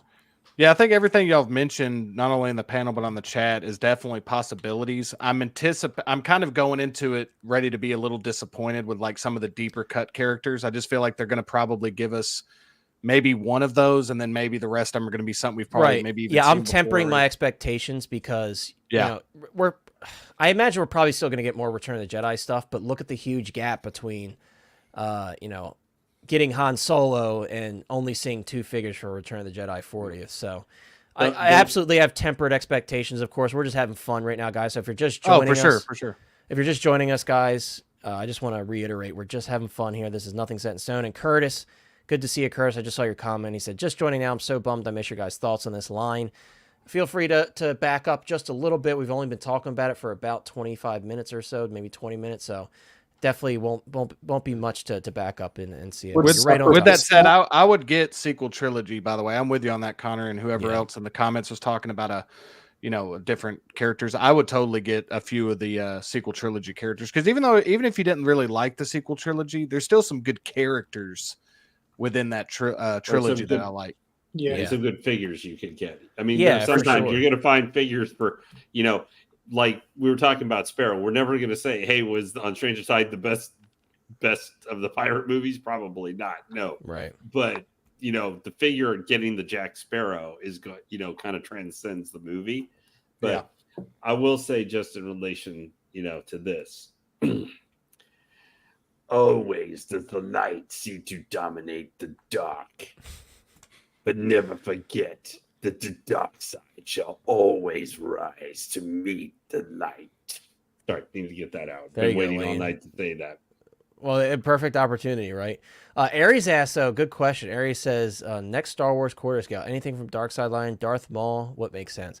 I'd probably put my money on Darth Maul, honestly. I Well, they've probably already would, done too. some of the other major dark side. Right, we got a Vader, Return of the Jedi Vader quarter scale, Mando Fett, quarter multiple. scale. Who else Two have Boba they done Fetts. quarter scale? Boba Fett quarter scale. Yeah, Boba Fett from Book of Boba Fett and Boba Fett from Return of the Jedi. They can't get rid of the book of Boba. Yeah. I would probably say Maul. Yeah, I'd probably say Maul. It just Yeah. makes the most sense. It's easy, honestly. Like, he has much simpler Yep. costume design than Vader. Or is this just a tease for when the Acolyte's going to come out and spreads the dark side upon us? You know what's funny about Acolyte? The show looks really fun, but those tunics that the Jedi are wearing are so ugly. Like that dark yellow color. I hate Yeah. it. It's so ugly. But I am excited to check out the show. The show actually looks much more exciting than I anticipated originally. Like, I actually really enjoyed the As trailer. long as they're not space bake-offs, will be okay. Yeah, or, we'll or see. living rocks showing up. We'll see. But yeah, I mean, guys, a lot of exciting stuff for this line. Again, if you're watching on the replay, Zam Wessel would be sick. Zam Wessel is definitely long overdue. They would have to give us the sculpt where she just got shot with the poison dart and her face is all shriveled up, though. We definitely would need that one. X-Man wants a quarter scale Deadpool as well. Yeah, I'm very excited for Deadpool and Wolverine figures. I'm very excited for that to see what they do because, you know, there's a little bit of everything in that film, being it's like a multiversal film, so I'm excited for that as well. And just to close it out, guys, just briefly wanted to talk about these for those who are fans, and I know Justin will like to talk about this. Justin, I don't know if you saw this, but we did actually get a Eddie tease from 3-0. So, Oh yeah, man. I'm ready. I won't lie to you. The first photo that went out from 3-0, this sculpt looked atrocious. It's still not great, but it is a lot better in these photos. And I don't remember the gentleman's name that took these photos. Apparently, there's a 3-0, like, I don't know if it's a pop-up store in Los Angeles that guy took these photos from. Oh, that definitely looks better than the. But yeah, The this one we definitely saw looks better than the previously. original photo, the Eddie Munson here. I'm just really excited that they're doing it. I hope they work on the sculpt a little bit. Same It is a here. prototype. I will say, Yeah. I still feel the same way about Hopper. It's just not the best sculpt, but the outfit looks nice. What's driving me crazy is they're all over the place with the Right, where they're season pulling 1 from. Hopper, and then surprise, here's a season 4 Eddie Munson. I know this is the first appearance of Eddie Munson in season 4, but it's so random. So Yeah, random. and I'd love to. I mean, I'm hoping though if they're going, it seems like they're going all in on the line. So I'm hoping we get a Steve. I mean, I'm assuming we're going to Gotta get be a Steve, but Steve. Nancy. Yeah, Gotta be a Steve, man. yeah. Let's see. Facebook user said, yeah, it definitely needs work. I think both of these sculpts need work, actually. And the weird thing is 3-0 has done some really nice stuff, but for some reason, this Stranger Things line is some of their worst sculpts they've done in a while. Which all is of them. crazy. Which is Right, it's crazy to me. They could Because- capitalize with the last season coming up soon. Like, Yeah, the new Rick looks really nice. The new Walking Dead Rick that released recently. yeah, The Geralt doesn't look great either, but Yeah. the Rick looks decent. The Rambo that went up recently, the one that I pre-ordered, Rambo That looks 3 really Rambo, good. that one looks awesome. That's actually my favorite Rambo look, so I did pre-order that one. I've been holding off, waiting to Yeah. see if somebody did that look, so I'm excited to get that one. But I don't know what Dude, it is about these Stranger Things figures, man. They just Vecna looks incredible though. I will Vecna, say. yeah, and that's the thing is like Eddie with the way that character was, like you have to nail that head sculpt because he's got so much personality. Like that head sculpt to me, if that's what it comes out with, I mean, goodness, man, I had the same reaction you did. At least with the Hopper, I saw David Harbour in it. Right. You know, Yeah, no, I don't- you could he's definitely there. I do think it looks a bit more like Joseph Quinn in these photos, but it still needs a lot of work. And big time. I'm not gonna pre-order it thinking they're gonna revise it. I'm just gonna pre-order it with how it is, and then if they revise it, I'll be much happier. But he's a great character. I really enjoyed him in the show, so it's definitely a figure that I want. I hope he comes with the guitar and everything. I hope they give him Yeah, a decent dude. amount of accessories. Because to be fair, like they haven't been too stingy with the accessories, at least, especially with Yeah. the kids. Like, you know, Dustin came with what's his name? That walking. Dart, is that his name? The little Oh yeah, mini demodog, whatever he was. Yeah, I think it was Dart. He came with that. He came with the flashlight, you know, the backpack, all that, everything. So they haven't been too stingy with the accessories. 11, yeah, they were a little stingy with that one, but Yeah, I think, you know, this does look really good. Vecna looks awesome. Obviously, there's the visible joints, but once you pose them up and everything, it's not going to be terrible. My only thing with this one is why was this 285? I don't know. I'm very Yeah, I puzzled was by going to that. ask you, does it come with a base? I mean, that'd be a great time to get He doesn't that, come with, you know, he that comes with clock. Jack shit, dude. You're going anything. For 285, it's very puzzling. Dude, from this last season, they could have done so many cool things with the Yeah, no bases. tentacles for Vecna either. They could have done a base with the tentacles attached to the pole or something, so Yeah. it looked like it was coming from behind him. I don't know. It's funny because they obviously didn't rush the figure. It's sculpted really well. Like it looks gross. It looks wet. Like it's really nicely painted. You could see like individual tentacles painted different colors. But for 285, I'm like, eh. And I just don't get, for the life of me, man, I don't get the different seasons. Like I get that like I would understand if it was all season one. They jump initially. around so much, man. They Yeah, do man, it's hard to get a whole, you know, I would have already been all in on that line. I talked to you about the figures from Yeah, and I season told one. you about, You just like, said the you had kid some figures issues and stuff. Yeah. You just had some Yeah. issues with them, but do you think we'll see more of them from like season 3, season 4? Do you think where do you think that I license think, goes? Like I mean, right now, I think they're going to jump back and forth between season 1 and season 4, just based on what they've been doing, and then maybe we'll see some others trickle in there. Like we still need Joyce, we still need Steve Harrington. There's a lot that they could do. I don't want a Barb, but I would not be surprised if they did Barb because they've done very obscure characters. Like they did Tormund from Game of Thrones. I mean, I love the character, but yeah, I'm surprised they did a figure of him. Honestly, I'm very surprised. I'll take a Billy too, man. That'd be sweet. I love Billy. Billy was awesome. Yeah, me dude. too. He had a great arc, like you know his So last underrated, hurrah man. in season 3. Like he had a great arc, so I would take Billy for sure. I think we can agree, Connor. Real quick. That season 3 for me and you, I think, would be the aesthetic we'd kind of. No, I love Vecna. season I love 3 that aesthetic. 11. Like Yeah. that's my favorite look for 11. Season 3 11. Hopper, Magna Hopper, PI. yeah. No, I agree. So I think they will do it eventually. I was a little worried at first that they kind of abandoned the Stranger Things line. We kind of talked about this last stream, but I was a little worried they abandoned it. And once we saw Hopper pop up, I'm like, okay, they haven't given up. In fact, not prior to Hopper, I was like, okay, they haven't given up. That's good to see because they usually go pretty deep on these licenses. Like you know, they've done. I noticed that with of Walking Dead. They've done a ton of Game of Thrones. They're actually still putting out Game of Thrones. I mean, the most recent teasers were kind of old at this point. It's been like I don't know, like 6 months, but I'm sure they'll pop up with that Mountain or that Daenerys eventually. So we'll see. Yeah, Max would be sick too. That'd They be should have awesome, done it. dude. They should do a Max. Max is one that we definitely need because she's very much part of the original crew. So we definitely need Max for sure. Connor, did you get those posters? Netflix.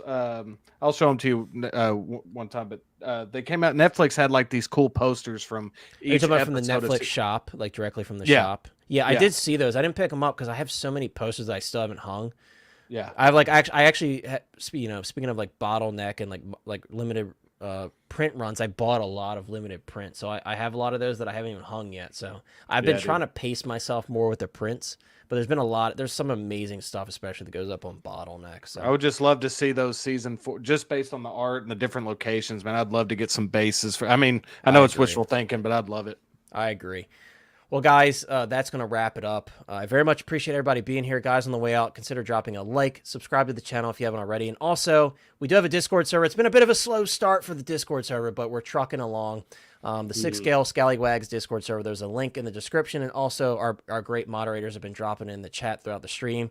Head on over there, guys. I want to get it popping in there. I'd like to do Discord meetups if we can get some more people in there. So definitely join if you haven't already. Facebook group is doing amazing, guys. So if you haven't already, head on over to the Hot Toys Hotline Facebook group.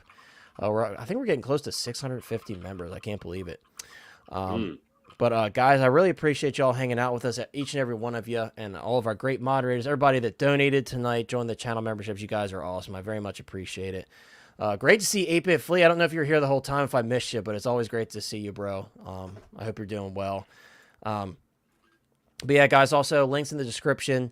I do have a lot of stuff planned for the channel. So going along with, you know, our discussion about Jack Sparrow, I was like, you know, people have asked me multiple times, are you going to unbox the DX15? And I'm a little behind on some of the older stuff. And I'm like, you know what? I'm going to do a video on my Jack Sparrow where I show you guys what you would get if you went and bought the DX15 right now, and kind of try to help you guys make your decision on whether you should go for that Artisan or not. So I think it could benefit from getting a fresh, newer video on that figure. So I probably will do a video on Jack Sparrow, just kind of sharing my thoughts on the DX Artisan alongside unboxing it and doing all that. I will be doing a video on the Tron Light Cycle. That is a huge, huge grail for me, a very special piece. I'm very excited to film that. And I have a couple other things I want to film videos on as well. I do still plan on doing a video on the Batman. It's in the queue right now, and I'm on technically on vacation right now, so kind of enjoying myself. But I will be doing some filming tomorrow, so there will be a video this week. I know my last video was I think it's 2 weeks ago at this point, but I got you guys. I'm gonna be filming like crazy this week. So, also I know Chris, the Collecting Madness, he just put up a couple videos. I know he did a Padme Amidala review. I'm gonna do it for him because he's currently frozen. So Chris, don't even try. You're super frozen right now. But Chris did a Padme Amidala review, and he also just put out his Super Battle Droid review. So please check out Collecting Madness. Link is in the description. And go show him some support. I already watched the videos. He did a great job. And also Kenobi Vader not long ago. So if you want to watch a Kenobi Vader video as well. And then finally, guys, head on over to Justin's channel, How You Figure. Justin, thank you so much for being here, my friend.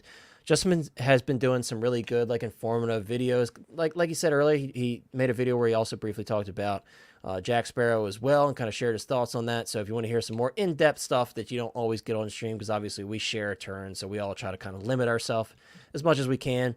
Definitely check out his in-depth videos that he does, because I think he's doing some really awesome stuff. So Justin, thank you so much, my friend, for being here. All right, thanks for having me, Connor. Appreciate you, man. Absolutely, it's an absolute pleasure.